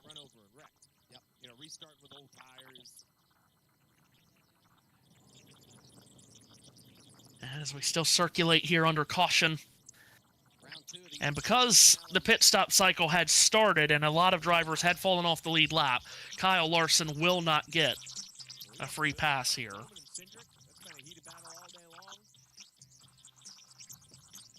But if he had made his pit stop, he could theoretically take the wave around to get one of his laps back.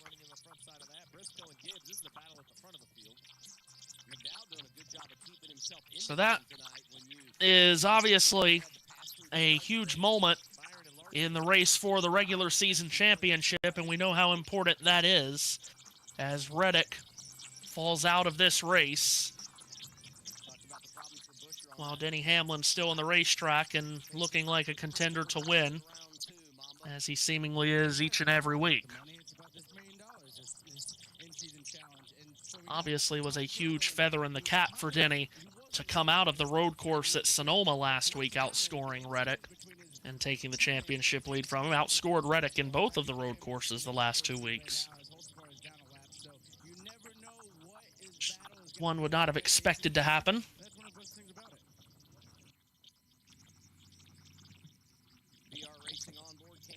For some reason, we're getting a Carson Hocevar graphic while we were riding on board with Denny Hamlin. Can't get enough of him, can we? Oh. See him all over social media every week. Not that I'm complaining, he is hilarious. Be interested to hear what he says in the aftermath of this race about the contact with Zane Smith. The only thing I saw him say on the radio was, it was fun being sideways like that. Again, Hocevar fans are going to be all up in arms about it. I'm a Hocevar fan who has watched him since he was in the Truck Series. The guy has no right to complain about getting dumped ever. Well, the good thing about Carson is that he rarely does complain about it. Like, I feel like that's one thing that I do like. He said, I've had that coming for 3 years. Hello. Exactly. Hello. I just thought I'd come back because I saw all hell was breaking loose. I've just, I've just finished setting up my room for Dad because that's where we're having to watch the England game if he wakes up because he's gone to sleep at the moment because it looks like it's getting delayed again. But I don't know. JT might know. Jack maybe. Matthew, you won't. He's gone to bed. Now there used to be what is going on with the dust out there? mad on pit road today, isn't it? There used to be a TV show back in the 1970s called Whatever Happened to the Lightly Lads. And they had an episode called No Hiding Place. And during that, Bob and Terry, who are the main characters, tried to hide from the England game results because they were going to watch the highlights at the end of the day on BBC. So they spend the whole day avoiding the results, and they end up in hospital. And all Bob sees England F. They don't know what happened. England failed, England like that, but it says England F. So they've made a bet with their mate Flint, £10 each, that they can make it the whole day without finding out. But Flint comes through just before the highlight programme, and they're fed up of it, so they pay him the £10. And then it comes on the news, England's match postponed due to flooding, and they suddenly realise England F is England flooded out. And there's an entirely good possibility that tonight's England game gets flooded out. So I've written my dad a note on a piece of paper, England F, and on the back, flooded out. So it reads England flooded out, and inside I've stuck two £10 notes and left it on his table in the front room. So if he does get called off, there's a nice little throwback. And that, people, is how you have fun with your family. As well. And I do know that Tyler Reddick exploded and covered 3/4 of the track with fluid on the apron. That's why the caution's out. Blaney and Bell just coming down pit road now for some more tyre action as we get through with 128 to go. We're past half distance. The race is official. But I'll tell you what, though, Tyler Reddick, we were talking about this, Matthew, before you came on the show. He has got no luck. More DNFs in the last 5 races. He's losing the points advantage massively. He'll end today on 715 points only. Back to you, Matthew. Yeah, he's been on a rough spell.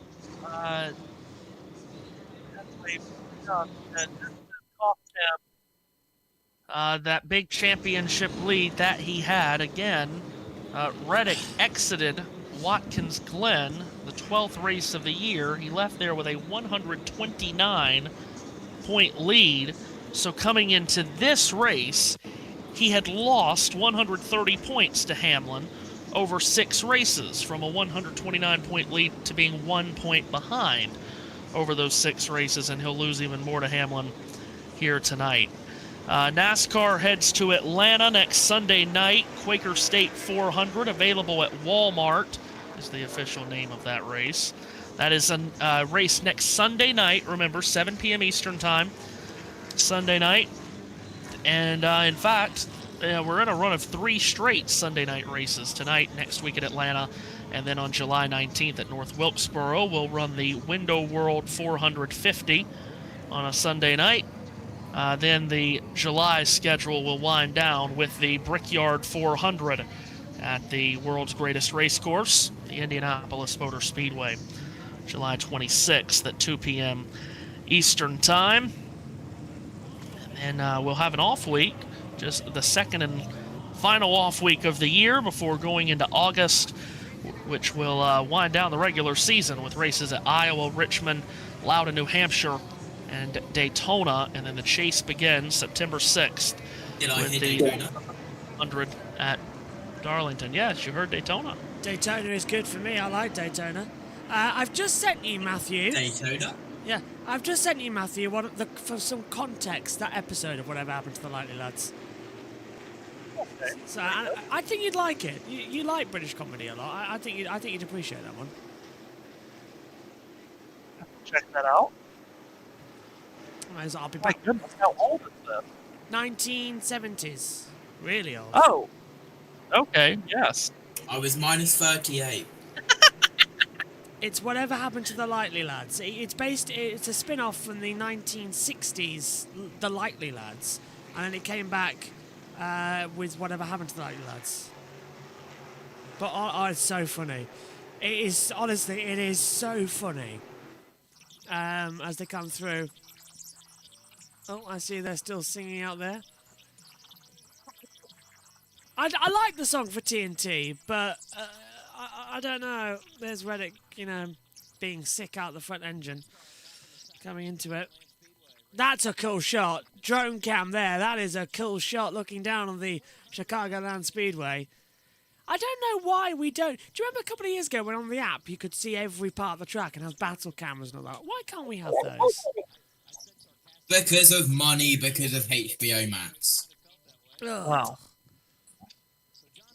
Can I just point out, Matthew Owens, and without offending every American, 776 to 2026, 250 years. Call us when you reach about 1,300, which is what next year is for us, I think. We've not been the United Kingdom for that long, though. I loved but we've been the tweet that I saw, which was something along the lines of, so, the USA has reached 250. My local pub is 364 years old. Yeah. I mean, not to gloat, but the land I'm currently sitting on right here, is that a stone that punctured the radiator of Tyler Reddick? It is. It looks like someone shot at it. It literally looks like a bullet hole in the radiator. Guys. Well, we are in America, so it checks out. I know. Guys, come on. But yeah, fantastic. What was I going to say? I used to love watching. Oh, I'll tell you what. I'll send the link in. If anybody wants to after this race go and watch the Lightly Lads episode, I'll send the link in here in the YouTube chats as well, and then you can go and have a watch after because it is actually really, really good. We go green again there, Matthew Owens, and already there's drama coming through the tri-oval. Yeah, cars flaring here, there, and everywhere. Alex Bowman and Ty Gibbs look like they nearly made contact. Austin Cindric gets stacked up in the mess going into turns 1 and 2, and one car's in the wall. That might be J.J. Yaley. Can't quite tell. Might also be Christopher Bell. Couldn't tell who that was in the wall. They've kept going. Meanwhile, up front, William Byron side by side with Chase Briscoe diving down into 3. Oh, Darrell Wallace Jr. skates up the banking on the exit of turn 4. Denny Hamlin and Ty Gibbs will get around him. Alex Bowman will try to his inside. Ryan Blaney will go to his outside.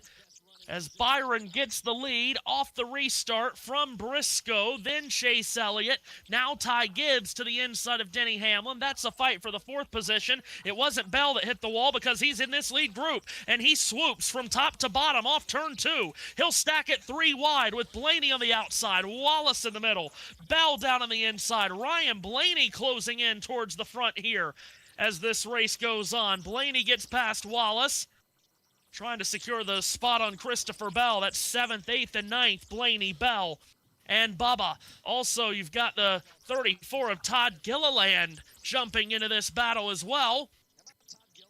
As the racing on these restarts absolutely crazy. Here's Ryan Blaney, big move down the back straightaway, cuts to driver's left. Christopher Bell tried to block him off, couldn't do it. Bell is between Bowman and Blaney. Bell's car wobbling in the center of the corner. Blaney sweeps up out of 4. He'll clear Bell. He'll clear Bowman. Todd Gilliland will then shove Bowman into turn 1 past Christopher Bell. All of this happening with 19 laps to go here in the stage, Jack. Restart, crazy as always. Absolute chaos as we see side by side Bubba Wallace with Austin Cindric as we go to a replay. So who was it that... Did it say the contact into the wall? Oh, this is where Bubba got way loose there. Had to save it there. Way loose. That was a good save, actually. Well to save it, honestly. And is it me, or does he get caught up on the rubber strips that have been put down at the exit there to give them a bit better of a grip? But the drivers have been complaining about it all weekend long. Well, it's such a bumpy racetrack, and it was the last time we came here. And then it's been sitting in the sun and then the cold winters for 7 months. Eric Jones all over the place here trying to make up ground. He's to the outside of Shane Van Gisbergen, or Shane Van Guggenheim, as he was called earlier tonight on Austin Hills Radio. By the way, Eric Jones did hit the wall. He said steering's broke, the rack is broke. The issue we had in the past, it's the same thing. He dropped from 18th to 34th on that restart. So that's the car that got the wall. Just wave left.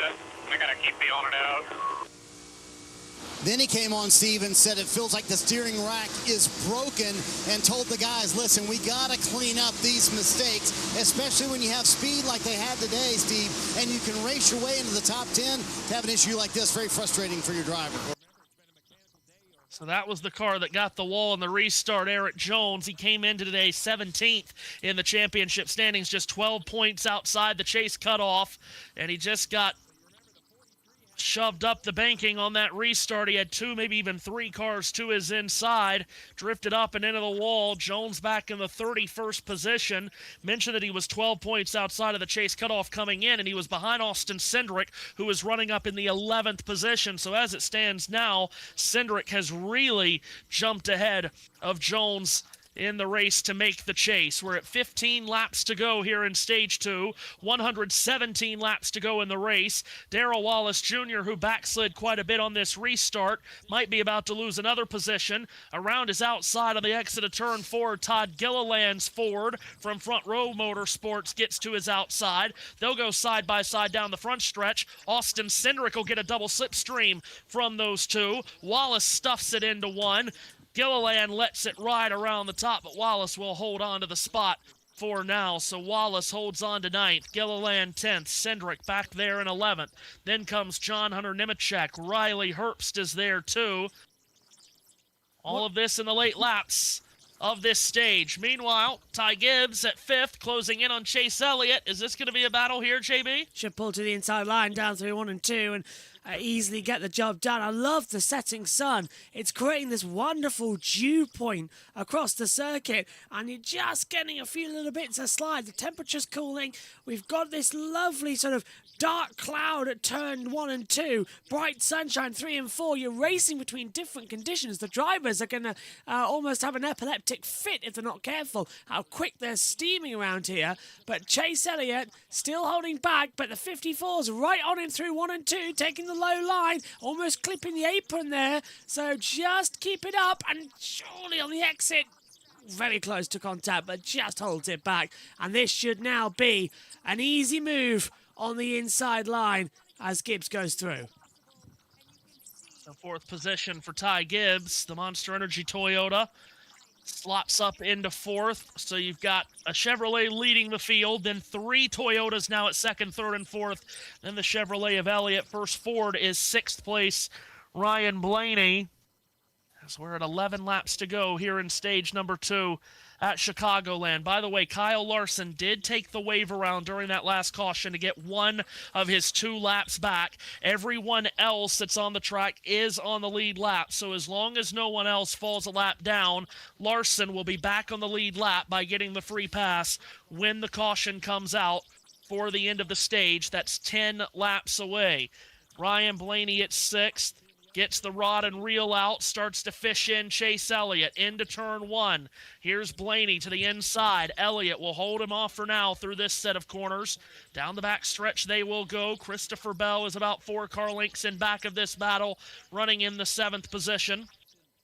As Blaney continues to search to get higher up the running order here. Longer the run goes on is generally when that 12 car becomes the best, Jack, and it's looking good here tonight as the sun continues to set in Chicago. Yeah, racing itself tonight has been absolutely phenomenal. We've been seeing battles throughout the field, great side-by-side racing, and I think we've seen more than enough of a case for Chicagoland to return next year. That will be all the talk in NASCAR Nation throughout the week is, should Chicagoland be on the calendar again next year? Because all the talk has been, it sounds like the Chicago street race is coming back next year. And is it possible, or is it needed to have a Chicago street race in downtown Chicago, plus the race in Joliet? I'd rather have the race here, really. I don't think the street circuit really worked. I think I much prefer the...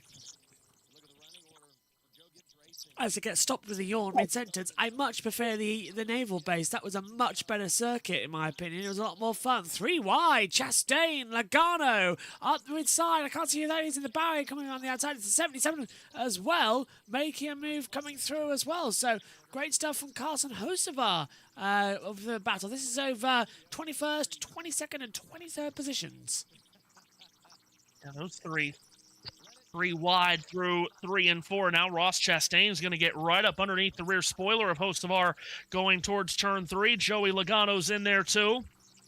Two of these guys, Chastain and Logano, really need big results over these next handful of weeks to make the chase.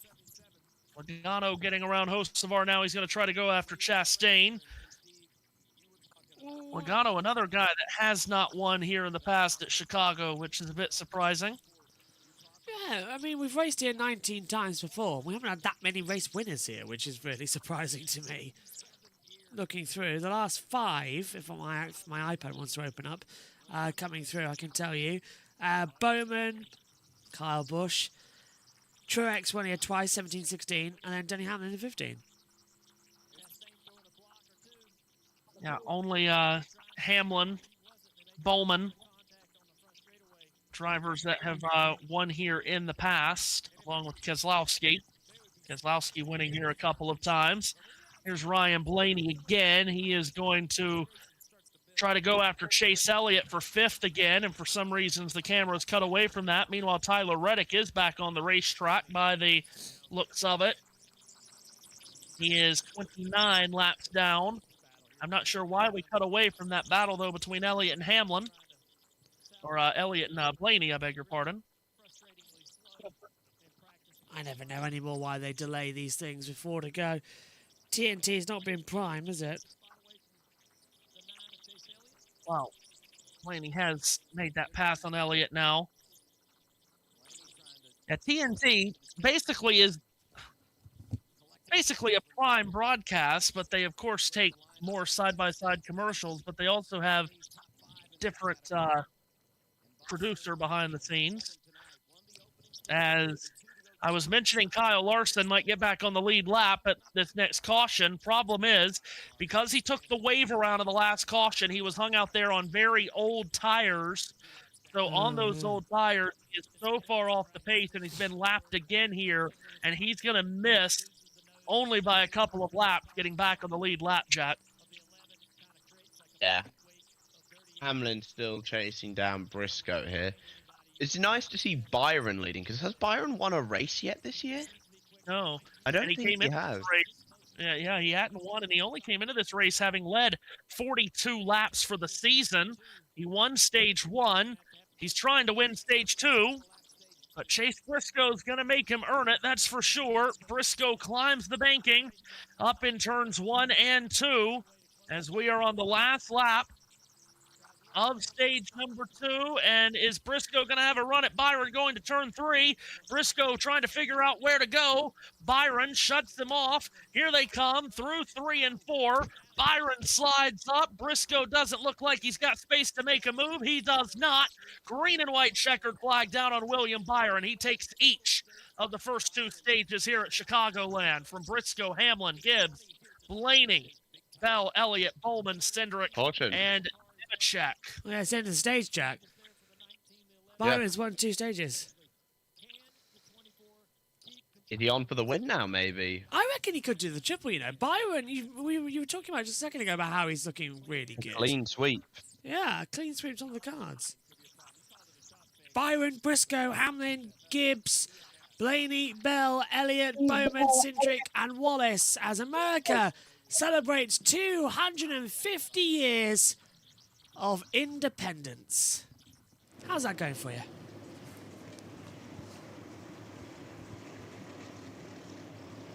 I still love Will Buxton's comeback, by the way. Have you all heard it? Have you heard it? No. Really? Oh, okay. It's very good. It was something along the lines of 250 years ago, this great nation became independent from my great nation. Yeah, told my great nation to go away, isn't it? Well, somehow the it was like he told my great nation to get stuffed, I think was the phrase. Can I ask, is the game delayed until 3 AM again? Not to my knowledge. Until 9 p.m. Eastern, so that's 2 a.m. over there. Thank God for that, because if it was any longer, I might shoot myself. That is a shame that you lot over there in England did blow that 13-colony lead 250 years ago. Yeah. It's okay. We've started the long process of getting you back. You stole that from another tweet, didn't you? Oh, please. That's hardly the first time anyone said that. Yeah, well, we're in the process of getting you back. I thought it was quite funny, to be fair. After Trump, you lot are going to be begging us to take you back. You kidding me? Trump is the reason Balogun's playing tomorrow.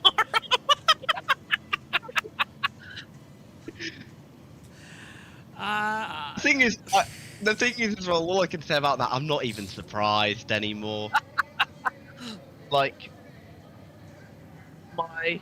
now I'm gonna say I'm a referee, and I was the first thinking, am I gonna get in trouble for saying this? I'm like, yeah, no, I'll go on there. FIFA's like the most openly corrupt organization ever. No, it's like, have you seen the clip of the guy where it's like, corruption is not bad. Corruption is only bad if I'm not involved. Yeah. That is the American football fan base, right? Sorry, soccer fan base, right now. I mean, everyone claims that America is not a soccer country, but I mean, here we are being as corrupt as everyone else in the sport. So, at the very least, we're not in Qatar. Well, yes, but indeed. Can I just point out, it is hard not to be corrupt when your president is literally Mr. Craps. Can I just say, we have only held one World Cup, and we have the biggest football league in the world. We won. What is this? We held one and we won it. Yeah. And we almost won the Euros.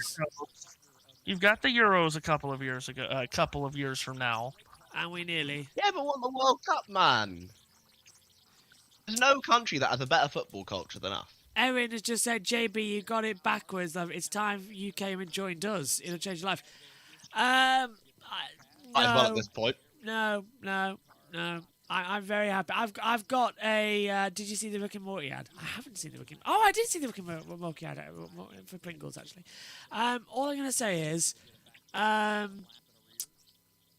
have a brother-in-law who is American, and the only good thing about America that I love is Three Musketeers bars. You don't get them in this country that much.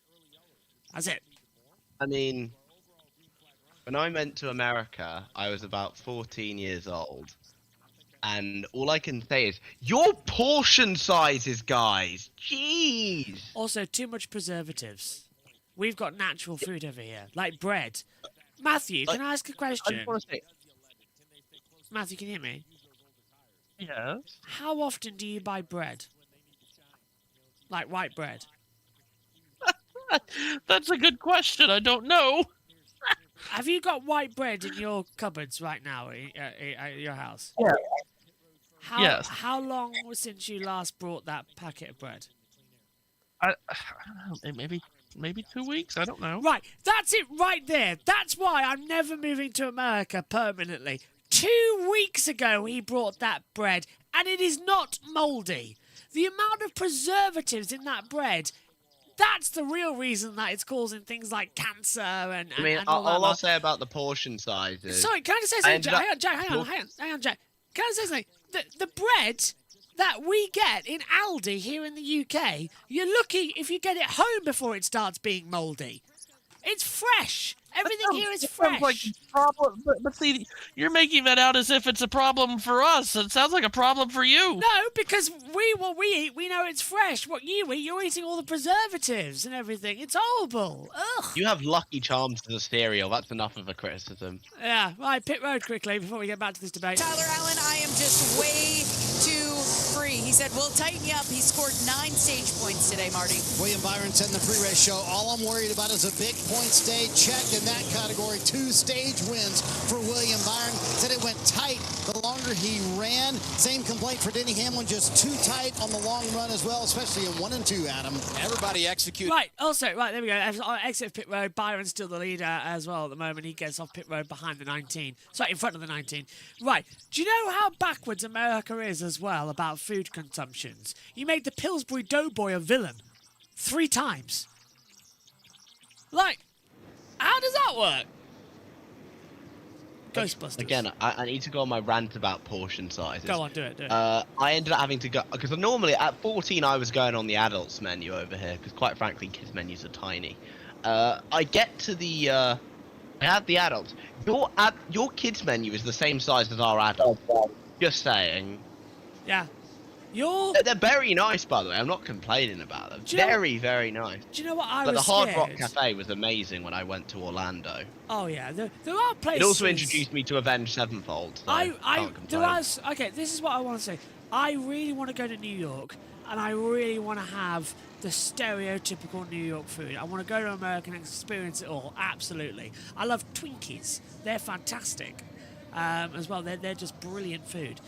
I love the sweets aspect of things, but it's just I don't understand how you don't have things like, you have your I can't work it out. What is it? I can't remember. You've got, and we've got something similar, but we do it with sunflower oil. You do it with different type. What is it? I'll get back to you on that one. But no. I'd love to do loads of stuff in America, but I never moved there permanently. I don't think my body could take it. It's such a difference. Unbelievable. Listen, I know good and well my body couldn't handle being over there. Y'all don't have air conditioning to save your lives. Say again, not sir? happening. What do you say?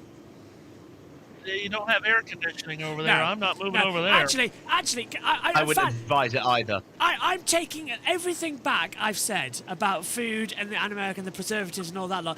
I take it all back. I will happily live in America to have air conditioning, because the UK houses are built to keep the heat in. So when it really is hot here in the UK, used to be a lot colder as a country. It did, yeah.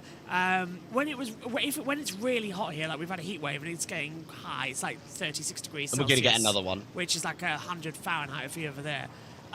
Oh my God, you sit in the house, and I kid you not, there's a barometer in this commentary box, and it rockets up to like 120 Fahrenheit, 50 degrees Celsius. You boil to death in these places. So I tell you what, dear viewers, everything I take back about America, I'm there for air conditioning. I would happily put up with everything for air conditioning.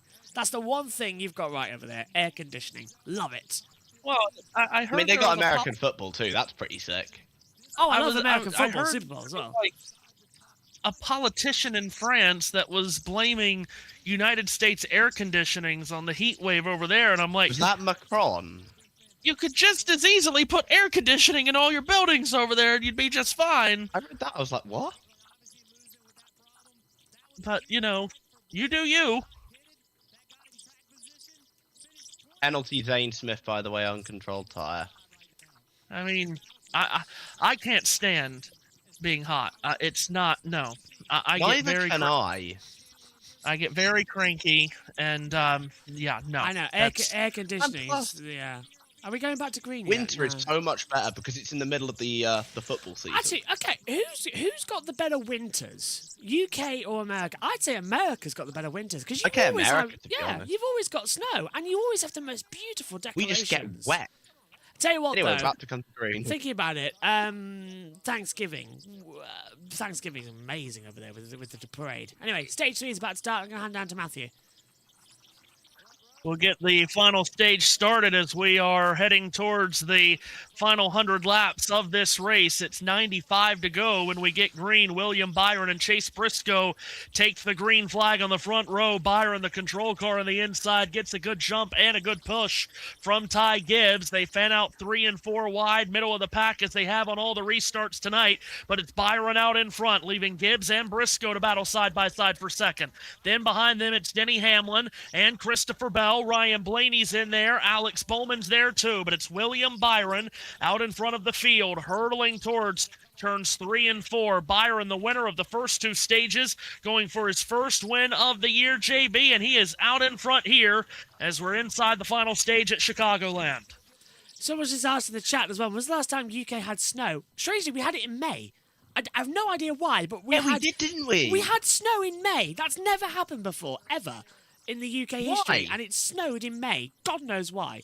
Earlier on this year. Meantime, though, the sun is setting. There's a bit of darkness surrounding the top of the clouds. Byron leading by 0.3 of a second. Briscoe's under attack from Gibson. Look at that from Denny Hamlin in a right attack with Christopher Bell now. Absolutely together, which is fantastic. Well, this is Hamlin's race to lose. I still think many people feel like as he tries to slide up in front of Bell. No, can't do it. Meanwhile, Briscoe, oh my goodness, cuts hard from top to bottom on the back straightaway to try to get around Ty Gibbs. Here's Briscoe on the bottom of the banking in 3 and 4. He'll work his way around Gibbs. Briscoe steals second. Gibbs back to third. Hamlin's not been able to take Bell, so it's still Bell at fourth. If William Byron looks in the rearview mirror, he'll see all Toyotas lined up behind him. This is really good, actually, coming into it as well.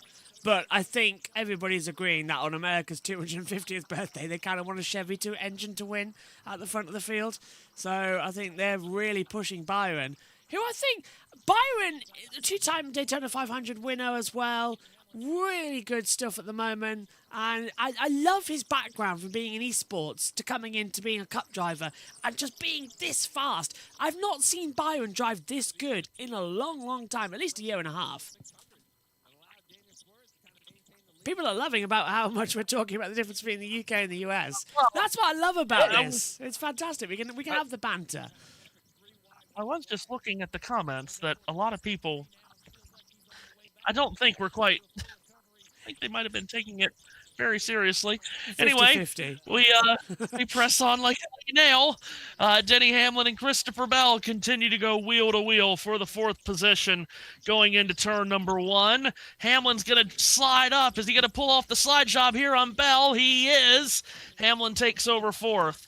Looking quite good as well. The artificial lights starting to take over here. I'm going to have to just depart quite soon as well, unfortunately, to go and look after Father Dear as they come into it. But 14 of 102, Byron, Briscoe, Gibbs, Bell, Blaney, Wallace, Bowman, Elliott, Herbst, the top 10. I'll tell you what, though, we should actually have a sit-down during a practice session once.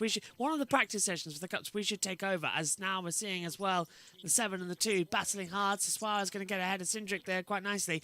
We should take over one of the practice sessions, do the commentary, and just have a proper discussion about things that are different from American day-to-day living to UK day-to-day living. I would love that. That would be something brilliant to do and have a proper discussion about it. Someone put it on the list as well, okay, if we go red flag sometime. Put it on the list. It would be fantastic because I think both sides would love to go to the other part.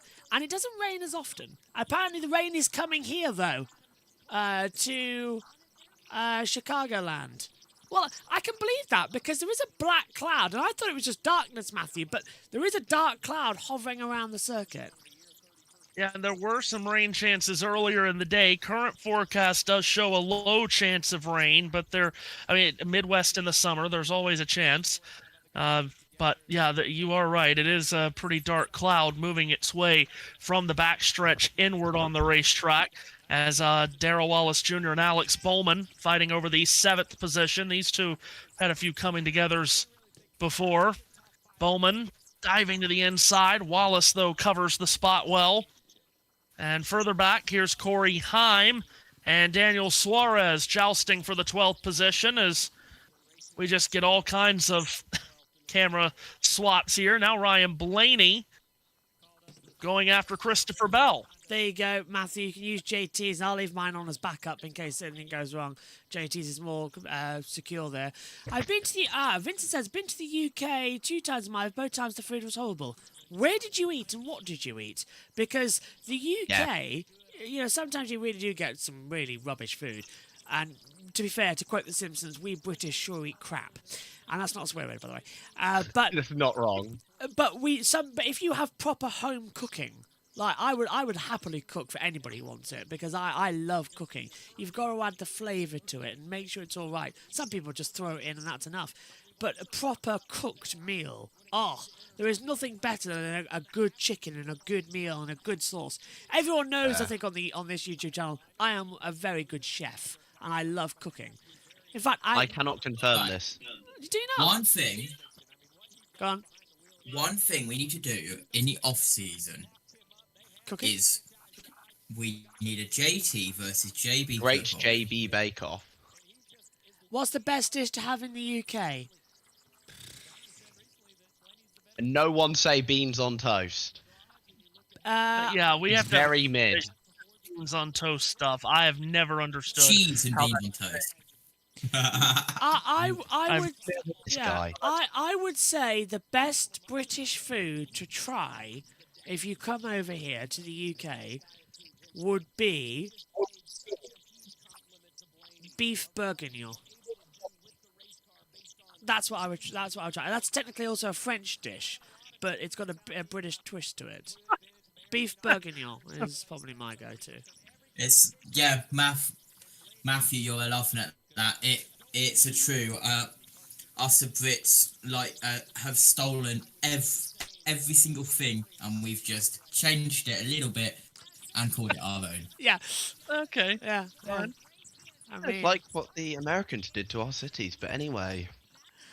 do you know how confusing it is to me when I do look at America's map, by the way, and I see that you've got like You've got like 3 Kingstons. Yeah, and you've got a Peterborough as well. It's like, to me, that's bonkers, because I have to go through Peterborough to get down to where London is. It is mad. Pineapple upside down cake. We don't do pineapple upside down cake that much, but I've had it before. It's quite nice. I've had it. It is very nice. An English trifle. I would highly recommend an English Oh yeah, trifle. definitely. Basically, it's just a bottle of sherry in some cake batter and some cream and jam, and it's delicious. Not Rachel's, but yeah. Coming into it. There's the 67 coming through on the back of the field right now. Corey Heim running in 12th position. Been running around there all day. Been very good day so far for Corey Heim. His first race since that first career win he got at San Diego. So very, very good drive again from Heim, who will be racing full time in this series next year. Who knows? Maybe it'll be Heim time sooner rather than later. I'll tell you what, guys, as I disappear and I'll come back before the end of the stage. Thank you, Matthew, by the way, for filling in a lot today. And to, as well, JT, and to Jack, as always.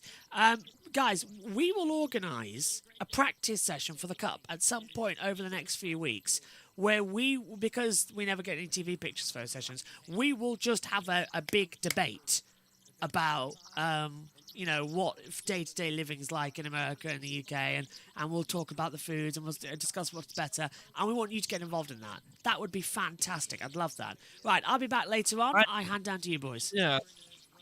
Well, thank you. I still need to know about how this beans and toast is a thing, but anyway. I don't know either, okay. Matthew. I apologise on behalf of the UK. Right, nobody likes beans on toast. Beans on toast is I hate it. Right, basically, beans on toast is something you have when you're about 5 years old, and then you don't have again until you're in university, or you guys would call it college, and you're basically broke. That's it. You don't have it at any other point of the years.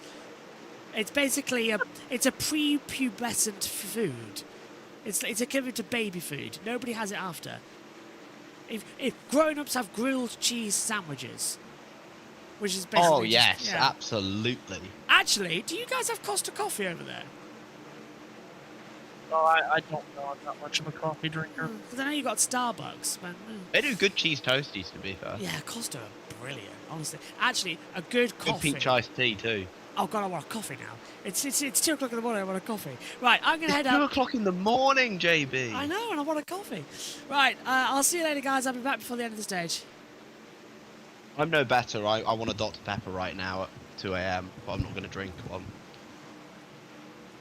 Well, I was going to step away under the yellow and get a Coke, but then we started talking about... Well, what exactly did we start talking about?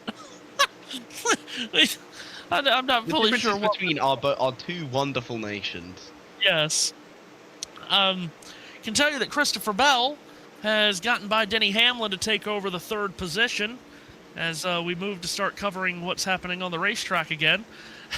3rd place for Bell. Talk about Byron. You know what we're actually here to do. What's that, JT? Is that what we're here to do? I believe so. Bell moving up into 3rd. Jack, we were just talking about how Byron's not won this year. Well, none of the top 3 have. Byron, Briscoe, and Bell all looking for their first win of the year. Yeah, it'd be nice if I could see the racetrack right now. Unfortunately, my cat has decided to hop up on my desk right now as we speak and start onto the way of of my computer screen and look at me like, seriously, you're doing this? JT and I had the battle of the dogs at halftime of Norway-Brazil today. I got 2 cats, so... That was one of the most difficult broadcasts I've ever done because of just absolutely everything that was going on and happened right as the game was starting and then at halftime. It's crazy. The weather didn't help. But what did we do, JT? Yeah, I heard about the weather. Yeah. What did we do, JT? We pressed on. What we do best around here. We did indeed. Just shy of the 200 lap mark of this race. We are in the final stage. One more pit stop for tires and fuel necessary for all of these drivers. As William Byron continues to lead. It has been since the penultimate race of last season at Martinsville. Since Byron last went to victory lane, he was the regular season champion last year, was Byron. He came into this race just 12th in the championship standings, 273 in back of Denny Hamlin.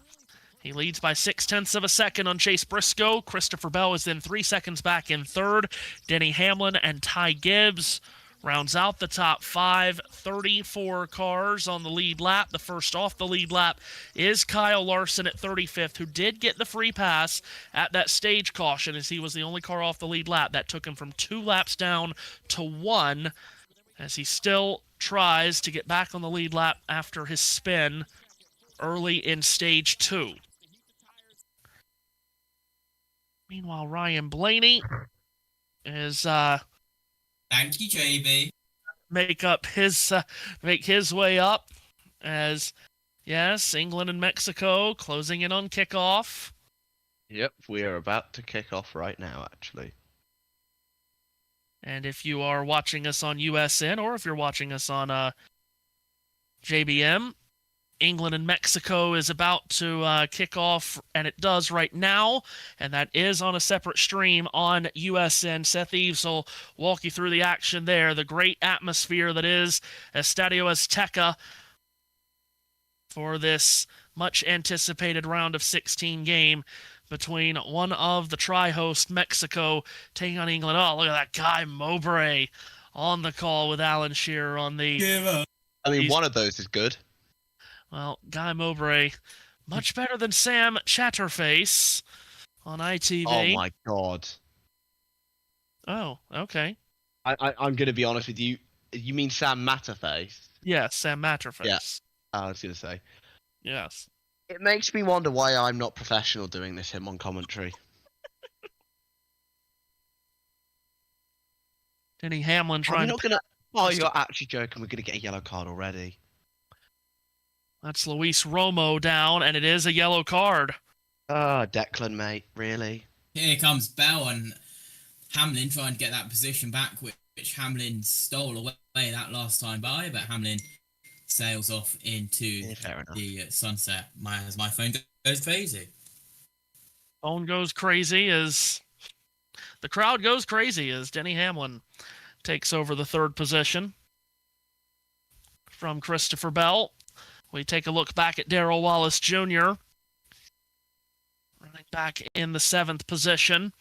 Has not made up that ground that he lost on the last restart when his car walked up the racetrack and lost a number of spots.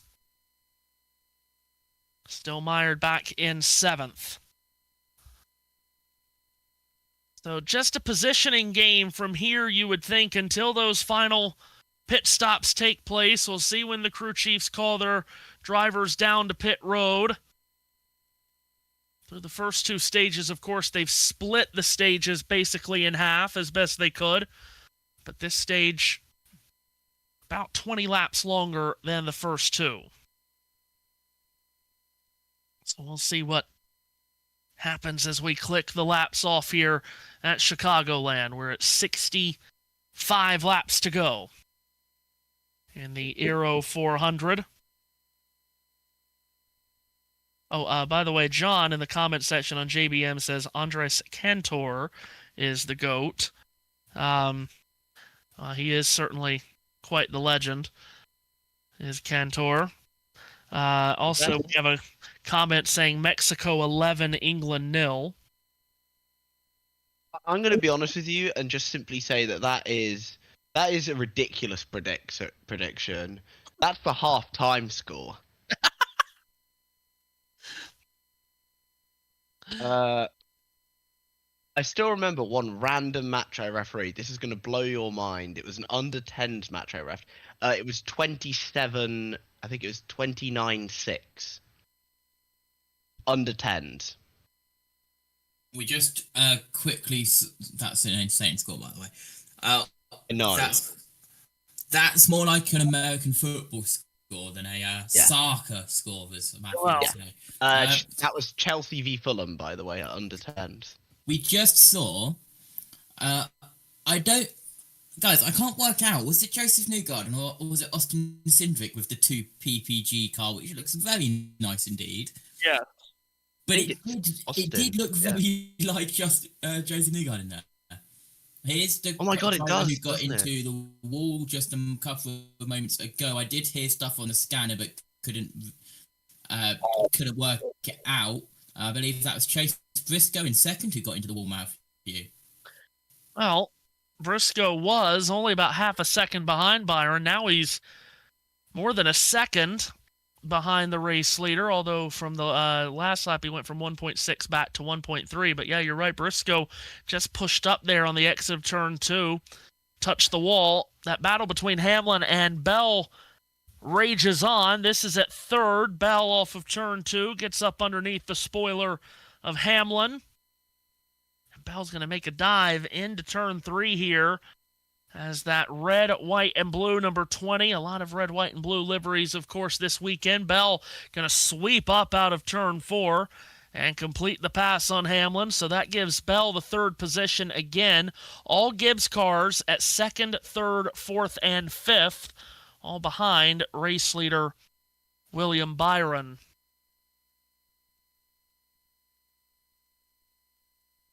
Glad to hear from you, by the way, JT. I always do enjoy when we hear from you on these streams.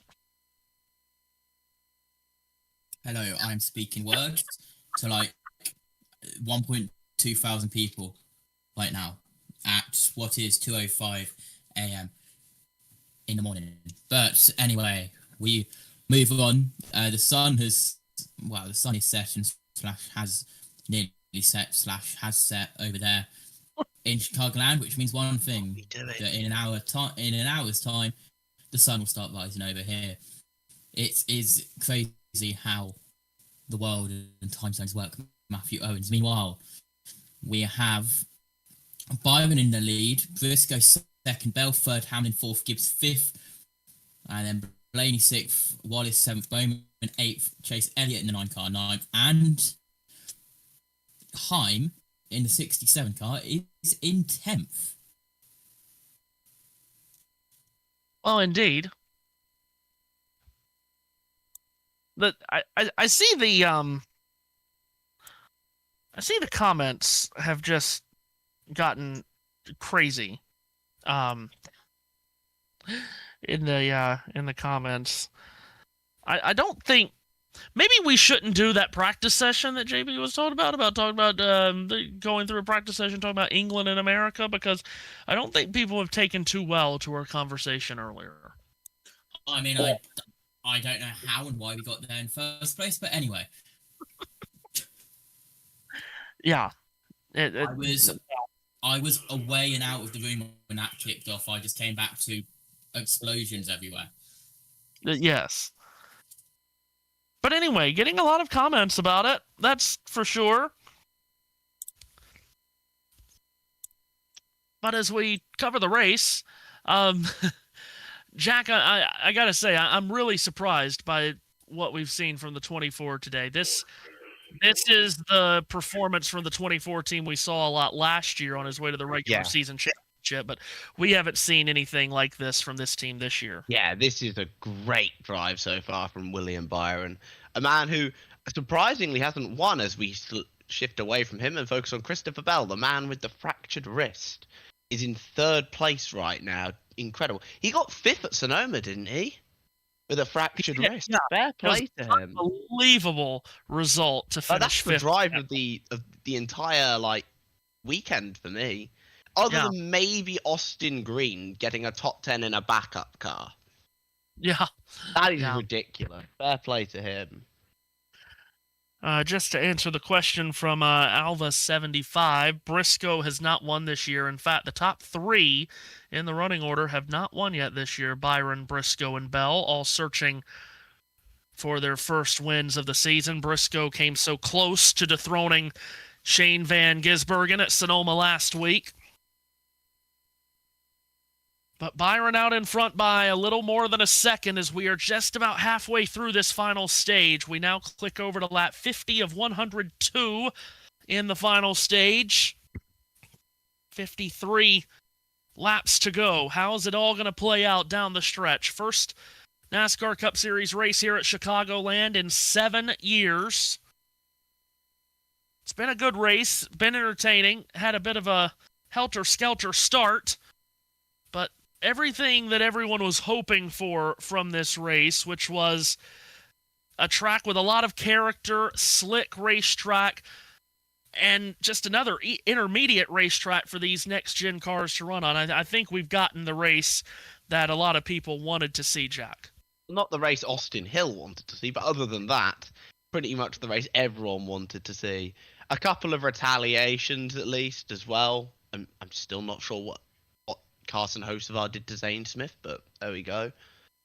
But yeah, no, we've had a lot of stuff to talk about as Byron comes down pit road. 94 laps led today for William Byron, most since Martinsville last season.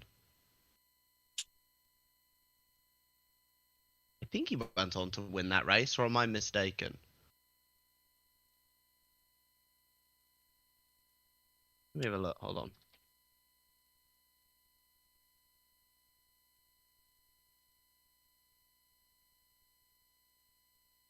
Hopefully you hear me after that plug got after that wire became unplugged.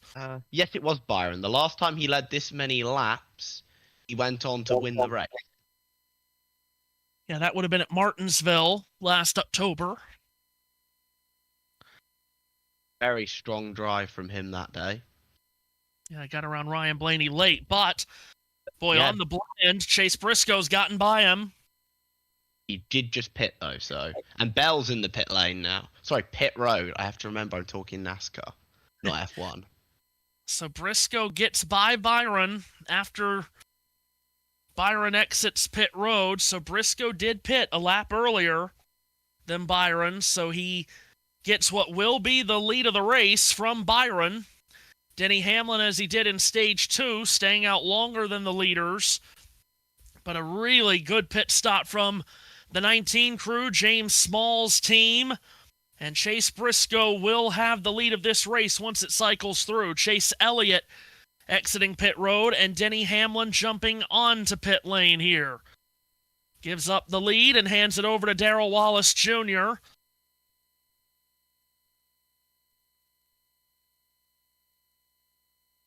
Hamlin brings the number 11 to pit road here. All the way down to the number 1 pit stall for the driver that won the pole for this race. Right side tires going on. They'll swing over to the left side. Sunoco fuel going in for Denny Hamlin, the championship leader. Lead's going to extend in the championship after tonight. Hamlin exits pit road. Now the lead goes over to Corey Heim, waiting for him to hit pit road now.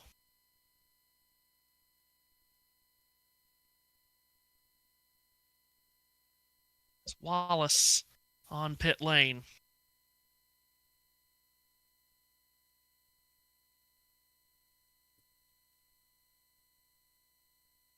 So Wallace coming off of his final scheduled stop of the day Back onto the racetrack with 47 laps to go. Now the San Diego winner, Corey Heim, hits pit road himself in the Shield AI Toyota. Slides a bit deep in his box. Right side tires off and on. They'll swing to the left side. 1 can of Sunoco Racing fuel going in. Heim is released and away. We'll give the lead now to Todd Gilliland. Still waiting on him and Ryan Preece to make their final scheduled stops. And once they do, it will be Chase Briscoe who will assume the lead after the 19 team did everything right. Good in-lap and good out-lap from the driver. Good pit stop from the team. And using a tire advantage of about a lap and so on Byron. And Briscoe has robbed Byron of the lead. As we're down now to 45 laps to go. Gilliland and Preece on pit road this lap. So that will cycle the running order back to as it were, other than Briscoe now jumping to P1. He, Byron, and Bell, first, second, and third, all going for their first wins of the year. Ryan Blaney cycles up to fourth, has not won since Phoenix earlier this spring. Ty Gibbs in fifth was the Bristol winner, as we are given the note that we have set a new Chicagoland track record for lead changes at 28. New record for the racetrack that came online back in 2001. The first time NASCAR was here. Kevin Harvick won that day in the Tropicana 400. In fact, Harvick won each of the first 2 NASCAR Cup Series races here at Chicagoland, winning in 2001 and 2002. Ryan Newman was the winner of the 2003 race. Tony Stewart in 04. Dale Earnhardt Jr. in 05. Jeff Gordon winning that 2006 race, that great duel that ended up in him turning Matt Kenseth in the final laps. As Austin Cindric gets around Ross Chastain further back. That's for the 11th position that Cindric gets from the number 1. Fair play to Chastain, by the way, for actually being up that high. I'm not used to seeing the Trackhouse cars doing so well at these sorts of tracks. Well, and I do feel like the last time that he was on screen and we were talking about him, he was like back in 24th. So here he is up into 12th. Nice recovery. In fact, that 2001 race here at Chicagoland, that very first Chicago race, Kevin Harvick won, as I mentioned.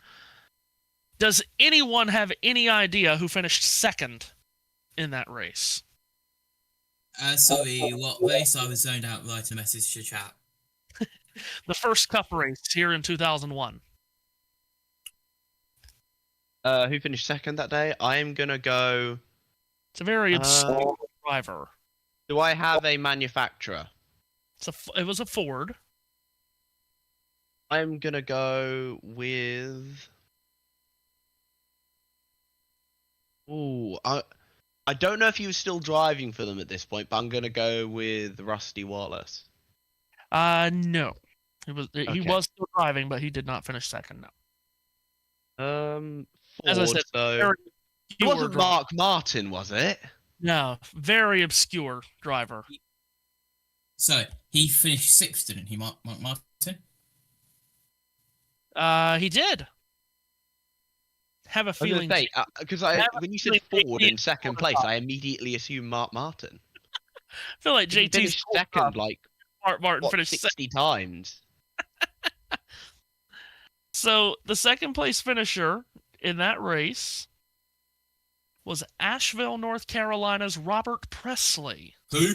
Oh my goodness, wow. Driving the Jasper engines, number 77. This is his best career finish, Presley.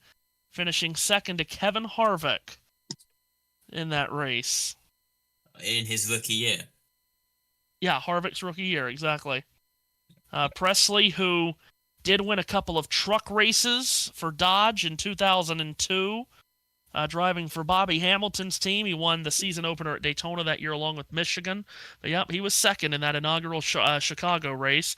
Also in 2001 is when Kansas came onto the scene, as Denny Hamlin is going to make his way around Ryan Blaney. Hamlin's going to overtake him for the 4th position. One of my favorite stats about Kansas is the first 2 Cup races at Kansas each had the same 2 first and second place finishers in each of those first two races. Jeff Gordon and Ryan Newman finished first and second in each of the first two Kansas races.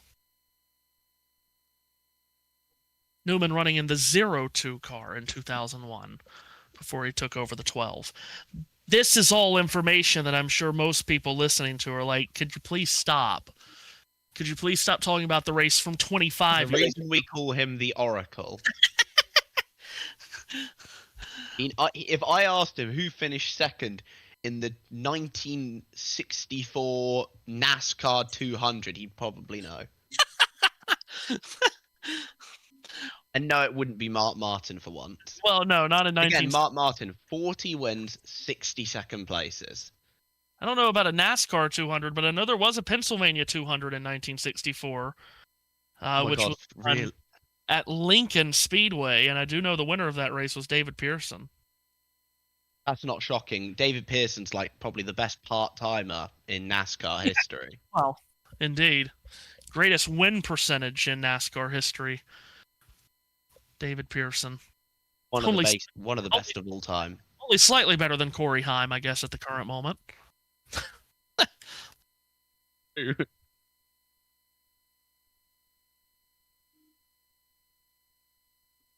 Alex 48 there. Having a very, very good day. Yeah, I mean, this would obviously be disappointing if Byron won the first two stages and didn't win the race, but overall this has been a strong performance from both the 24 and the 48, Jack, that I think those two teams just desperately needed. Yeah, 100%. These are just results, like, especially when Elliott's winning races, it's a result that the 48 team really needed, as they've currently, for the last few years, they have been the weakest team in the Hendrick Stable. I don't think that's entirely Alex Bowman's fault either. As well as that, I think there are other factors in the team that have failed, that have not helped him. But yeah, Bowman, I do want him success because I do think he's a really quality race car driver. But definitely the weakest in the Hendrick stable currently in terms of consistency. Yeah, no doubt about that. By the way, live chase standings, Eric Jones would move back up into 16th, and he would have a 1-point edge on Ryan Preece in 17th. AJ Allmendinger would jump up into a tie with Joey Logano for 18th. They would be make that 16 points below the cut line, and then Brad Keselowski would be minus 22. Shane Van Gisbergen, by the way, would still be 24 points above the cut line after his Sonoma win last week. Haven't talked a lot about Shane tonight, aside from his contact with Austin Hill. Shane running a lap down in 29th. Would give up points to the cut line. Allmendinger, you really... For Allmendinger to be top 20 in the championship and to be a part of possibly making the chase, Jack, you have to give him so much credit, and the team. What a driver. Colleague is all on an island on their own. They have no manufacturer support, don't have the technical alliance with Richard Childress Racing anymore, and here Allmendinger coming off a 5th at San Diego, solid but not great run at Sonoma last week, but he is still in the mix to perhaps make the chase. He was driving well at San Diego because he's a great road racer, AJ. But realistically, like, he's still an excellent driver, and we're going to still be seeing more of him. According to Chris Rice, apparently he has a contract until 2032 at Colleague. So he's probably going to be there until he retires. He is in his 40s at this point, and still is a fantastic race car driver. So yeah, and credit to Ty Dillon as well, who's currently in 19th as well. Yeah, Ty in his 300th career Cup Series start. AJ's teammate, they're running right together in 18th. Rumors that he might not come back next year in the 10, by the way. Well, in the nicest way possible. It's amazing that he's still a Cup driver, Ty Dillon, but... Yeah. We also... And again, I like Ty a lot. It is that, like, he's not got the, shall we say, personality of his brother Austin. No. We just say. But he seems to, and to be fair, he does seem to try and like forge his own path a bit more than Austin did. Yeah. Which I liked a lot, and he does seem to be a generally respectful driver. He also got in a fight with Reagan Smith one time. By the way, funny, actually. If you're a person paying attention to the in-season challenge, you know that last week, Alex Bowman, the number 32 seed, upset top-seeded Tyler Reddick. Well, he's on the way to upsetting 16th-seeded Austin Cindric this week. Bowman runs 5th. Cindric runs in 12th, so Bowman would move on again. If you're paying attention to that. Also, Todd Gilliland and Carson Hocevar is a matchup this week. They're running right together, aren't they? Let's see, Gilliland is 20th, while Hocevar is 23rd. That would be an upset to send Gilliland through to the, whatever we're calling the third round, the quarterfinals. Chase Briscoe matched up with Ty Gibbs. Briscoe, of course, leading the race. Oh, if you are a person that pays attention to the in-season challenge, those are some of the matchups. I salute you. Right now. Yeah, really. Ryan Blaney. I only pay attention when it's in the closing stages. And we get the legendary battle of the ties. Right there he is, Ty Gibbs, actually. Right on screen as I'm talking about him. The defending in-season challenge champion. Yep. I'm sure he'll be writing that one into the Hall of Fame. But he is on the way of being eliminated here if it stays this way, with his teammate Chase Briscoe being the matchup. Gibbs, the winner earlier this year at Bristol, still having another really solid run here as we are at 24 laps to go, and Chase Briscoe's lead shrinking a little bit. It's down to 0.8 of a second on William Byron. Both looking for their first win of the year, and perhaps it will come down to a battle between the two of them. Sun setting in Chicagoland, and coming towards the finish of what has been a triumphant return to this racetrack for NASCAR. Great race last night, deep into the night after that very long rain delay. But it was a fun race last night. It's been fun tonight. And Jack, we might have a grandstand finish as Byron chopped another 1/10 of a second off Briscoe's lead last lap. Ooh, I wouldn't mind a nice little battle here, to be honest, between Byron and Briscoe. Two generally very respectable race car drivers. Two came from different racing scenes. Briscoe came up from sprint car dirt racing, and then Byron, I'm going to repeat what every commentator says about him, his career started on a computer. That is what everyone says. And it's not entirely wrong either. Oh, God. Both quality race car drivers.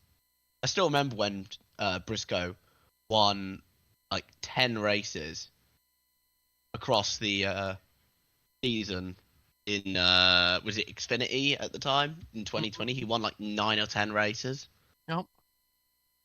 I set him a target to make win 8 races, and he decided to win 9. And then still lost the championship to Austin Cindric. Yes. Byron trying to close in on him. Lost 3/10 that last lap. Byron climbing the banking through turns 3 and 4. Again, if you're just joining us, it was a rambunctious start. We had a crash on the first lap. It collected Ryan Preece and Connor Zillich, because God knows if there's going to be a crash, Connor Zillich is going to be around it or in it these days. Didn't even complete a lap. Then we had Zane Smith run over Carson Hocevar. Looked pretty intentional.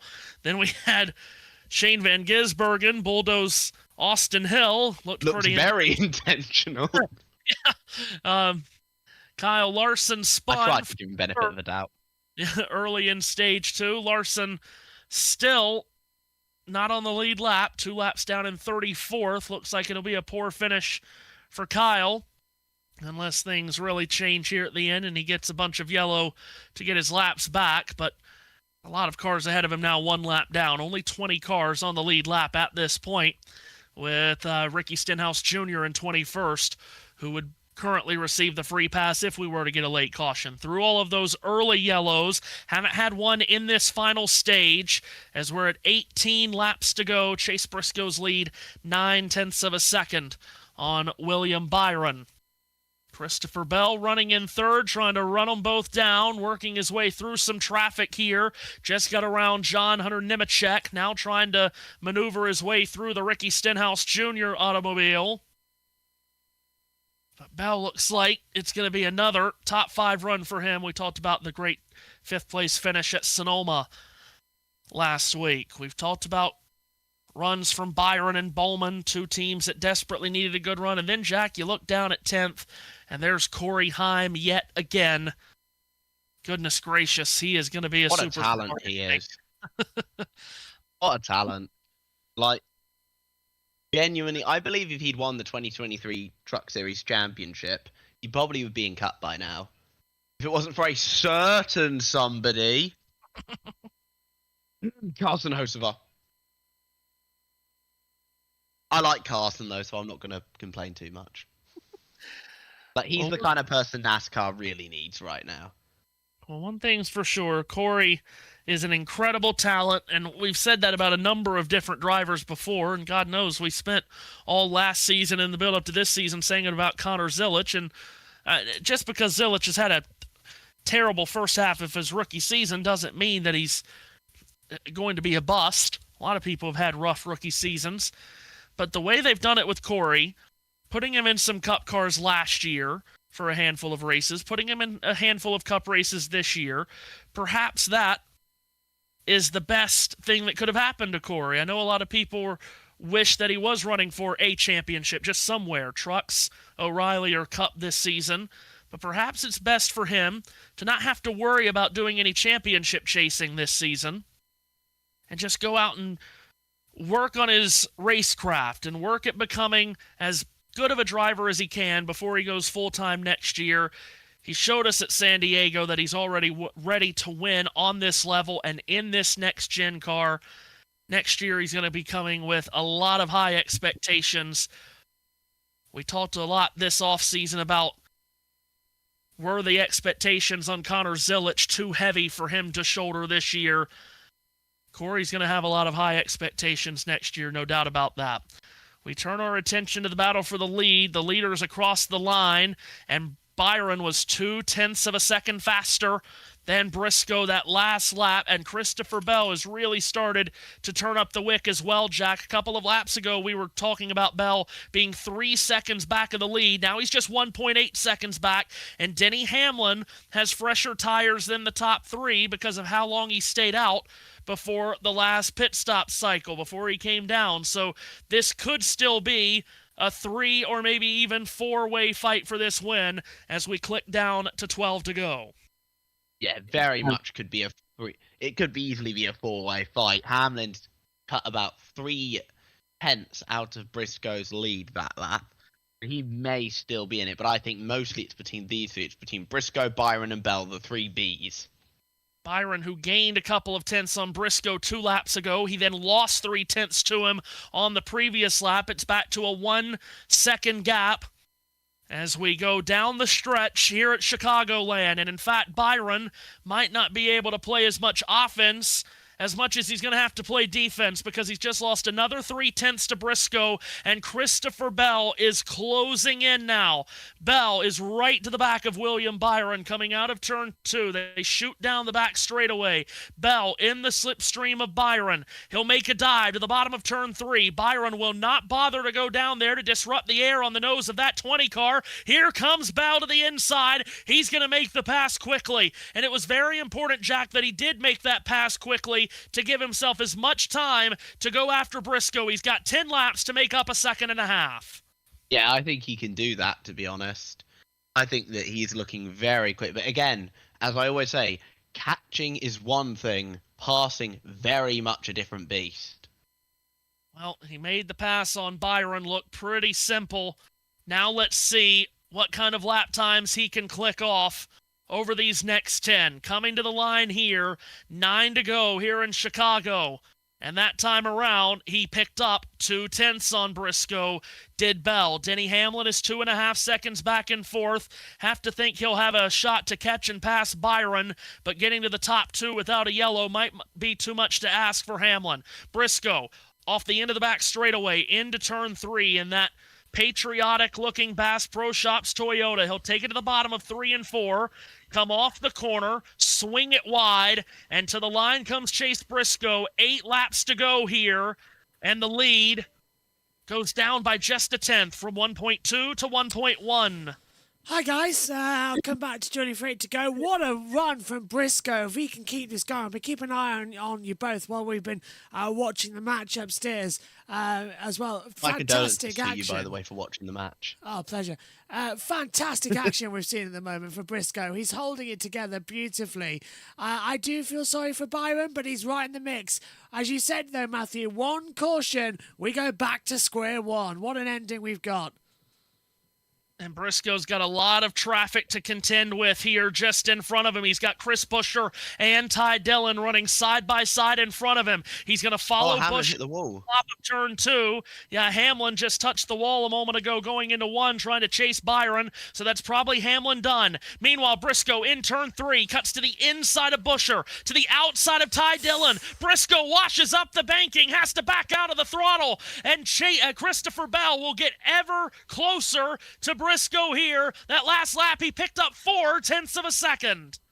Now, he's got to get round those lap cars, though. Yeah, very, very quickly he's got to get through them. Happy birthday, by the way, to Sharky, who turned 17 in 2.5 hours. Happy birthday. Let's hope we get you a good one, because look, here comes more battling through the field, and this is going to be a very, very close end. Hamlin brushing the wall, lost a ton of time. That's back to 5 seconds. Byron with Bell on the back of Blaney as we go 5 to go. 5 to go here at Chicago. 1 car buffer between Briscoe and Bell. It's the number 10 of Ty Dillon in turns 1 and 2. Dillon will stay on the bottom of the racetrack. Bell up towards the top, hoping to get a good run to try to make a pass on Dillon before they get to the corner, so he won't waste a lot of time getting around this 10 car. Into turn 3 they go. Dillon will keep it pinned around the bottom. Bell will slingshot around his outside. Bell's going to make this pass very quick. Indeed, and as they race to the line, we're into the final 4 laps at Chicago, and it's going to be a fist fight between teammates for the win. Chase Briscoe's lead is down to just 3 car lengths into turn 1. Bell lets it ride around the top, trying to chase down Briscoe in the 19. He's right on him. He's on him, and Briscoe's being told, look, just come on, man, dig deeper, you've got this. That's what Briscoe's being told, but now they've hit traffic. Bell is going to be able to slice through it. Some opportunity to get 3/10, 3 to go, and this is very, very tense. Will the 19 prevail, or will the 20 of Bell win? Briscoe wants this done and dusted quickly. Neither has won this year. Bell will go to the very bottom this time in turns 1 and 2. Try to get some clean air on the nose of his Toyota. He gets a good run. Meanwhile, Chase Briscoe with the lap car of Ross Chastain just ahead. Ross Chastain will peel to the bottom of turn 3. Briscoe drifts up the racetrack. Here comes Christopher Bell. He applies the full court pressure onto the back of Briscoe. The teammates to 2 laps to go, battling for the win. Incredibly close at the moment as they come through 1 and 2 again. Briscoe drops up high. Bell taking the extreme low line, but he's got a car dead center. Down now, out of 2, onto 3 and 4. And yes, yes, yes, as England go 1-0 up against Mexico. I wasn't even looking. It's good news for the Azteca, but is it going to be good news for Briscoe as we enter white flag, sponsored by Credit One Bank? Bell drops to the apron. Briscoe goes down there too to try to take the clean air off the nose of his teammate. Into turn 1, the 2 leaders. Around the outside of A.J. Allmendinger. Bell backs out of the throttle. Briscoe gets a good drive off of 2. Chase Briscoe extends his lead. It's up to 3 car lengths. It's up to 4 car lengths. And now the chase might be about to end for Bell. Into turns 3 and 4 for the final time. And Mitchell, Indiana's Chase Briscoe returns to the Midwest and gets his first checkered flag of the season. Chase Briscoe wins at Chicagoland. Yes, yes, yes! It's finally back! The 19 Bass Pro Shops returns to the top of NASCAR's Cup Series. And as we celebrate Briscoe, England are celebrating in the World Cup as Hey Jude has put us 1-0 up going into half-time, and it might be too soon, but the 19 is back. It's tears all round. Harry Kane going, and it's 2-0! It's 2-0 for England! What a score! In the space of 3 minutes, we're 2-0 up at the Azteca. The first time that's happened since 1966. In those days as well, it was England's road to glory. I just watched that. What a beautiful goal that was. Wasn't even meant to be commentating on that, but it was happening in front of me. What a run! What a night! You come on, England, and come on, number 19. That was beautiful, Matthew Owens. Well, let's see. Chase Briscoe celebrating his win. I've seen absolutely nothing from the football as England are 2-0 up, but what a victory for Chase Briscoe. Finally gets his first of the season. It can't be easy when you have Toyotas dominating the year the way they have and Joe Gibbs Racing dominating these last handful of weeks. But if you're Briscoe and if you're Bell, you haven't yet won for yourselves. Well, they dueled right to the very end here, and it's Chase Briscoe who comes out on top, scoring the victory here at Chicagoland. It's a great win for the Hoosier, getting it done in the Windy City. Of course, there's not many things more American than Bass Pro Shops and NASCAR. And the Bass Pro Shops Toyota heading to Victory Lane. I'm so glad I'm in here, by the way, because I could scream and shout and go, yes, yes, yes. I'm pretty sure I could hear Ian Birch as well, who's inside. Absolutely fantastic. Yeah, honestly, I can't believe it. What a night. Well, do you know, I know you've been watching the game. Yet, yeah. It's not over yet. It's not over yet, I know, but this is what a night. What a night.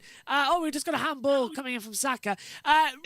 Briscoe, though, who took over from Truex Jr. in the 19 car, kneels beside it and lifts up the one finger. He rounds up the crowd in applause. He reels it in. He is victorious. And if JT's got speakers, we can hear from him now.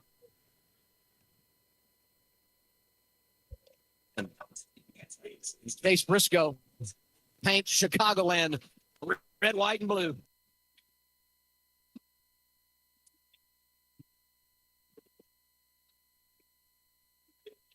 Seven wins for Joe Gibbs Racing at Chicagoland. That's the most all time. Here's Danielle Trotta. 6th career win for Chase Briscoe. First of the season with Joe Gibbs Racing. It took 18 weeks. We're halfway through the regular season, Chase. What's the emotion now of finally breaking through? Yeah, and how about that race? Was that a good race? It felt awesome. Yeah, what an unbelievable weekend. Just I feel so American winning in the Bass Pro Shops, red, white, and blue car, 4th of July weekend, 250 years, and man, just what an unbelievable race car. James did a great job. Team did a great job. Yeah, just honestly did not see this coming. I felt like I was struggling in practice and qualifying, but yeah, James and the group did a great job, and man, just so cool to get this paint scheme back in Victory Lane. Appreciate all of our partners, Freebird, Zet, we got all kinds. Wix, obviously, Tracker Boats, True Timber Camos. So just appreciate each and every person, Mobile One, too, that makes this happen. And just what a cool weekend to win a NASCAR race. And to do it on your crew chief's birthday. Today is James Small's birthday. You've told me for the last few weeks it's been frustrating watching your teammates win. What is it about James Small? What has he meant to your career to get you back to your winning ways?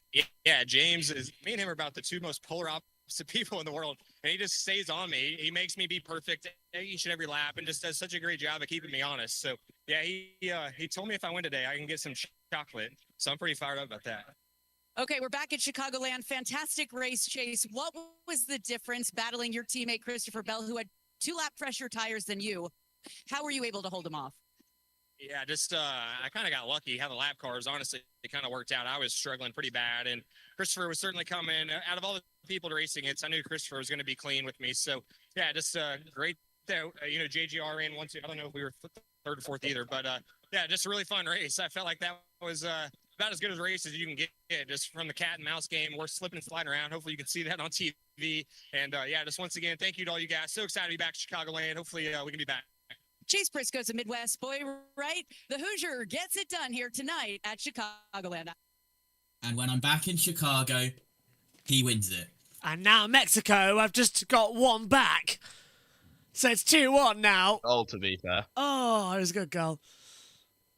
Julian Quinones, who led the Saudi Pro League in goals this past season, ahead of Ivan Toney and Cristiano Ronaldo getting the goal for Mexico. Been a heck of a last 5 or 6 minutes here. There's the regular season standings, Matthew. Very good. So Denny Hamlin, his 1-point lead now balloons to 44 on Tyler Reddick. Chase Elliott jumps Kyle Larson up to 5th. Chase Briscoe with the win. Jumps 3 positions to 8th at the cut line for the chase.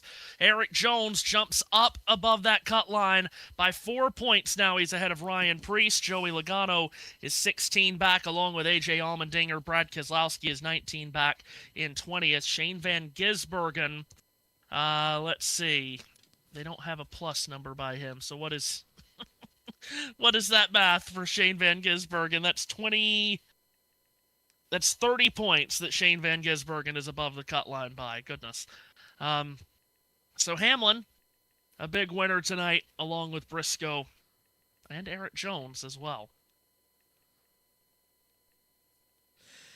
I'm just saying we need 3-1 to have that in total. Do you want us to sign off? Because I'm controlling both. Do you want me to sign off on everything now? Yep, that's fine with me whenever you're heading off. Well, from the JB Motorsports side, thank you very much for your company tonight. Thank you to Matthew, to JT and to Jack as well for your company. Over on both streams, you're going to be redirected to the England match versus Mexico. Seth's on the commentary. I presume, Matthew, you're going to go join him or something along those lines for the amount of people that he's about to have with him. So no pressure, Seth. But this is going to be quite good as you've just got a shot on goal here right now. Mexico trying to make it 2-1. It's headed out from the oval and kept out as well. England's defence puts it out for a throw-in. But what a day, Matthew. Thank you, guys. Matthew, any words for me to say bye-bye? Well, fun day, fun to be back at Chicagoland. It did deliver, I think, a race that everyone was looking for. We'll see you next Sunday night for what will be a tremendous race at Atlanta. Between now and then, USN has a ton of World Cup and Wimbledon coverage, second week of Wimbledon, and of course the World Cup tomorrow, a round of 16 doubleheader, the Iberian battle between Portugal and Spain, followed by the US and Belgium. So we'll see you all week on USN. And JB Sports has got all the action from Wimbledon all day as well, so be sure to tune in for that, as well as co-producing with USN. Thanks, guys, for your company today. We'll see you next time when NASCAR goes racing. Bye-bye. Oh, it was nearly 2-2. Bye-bye.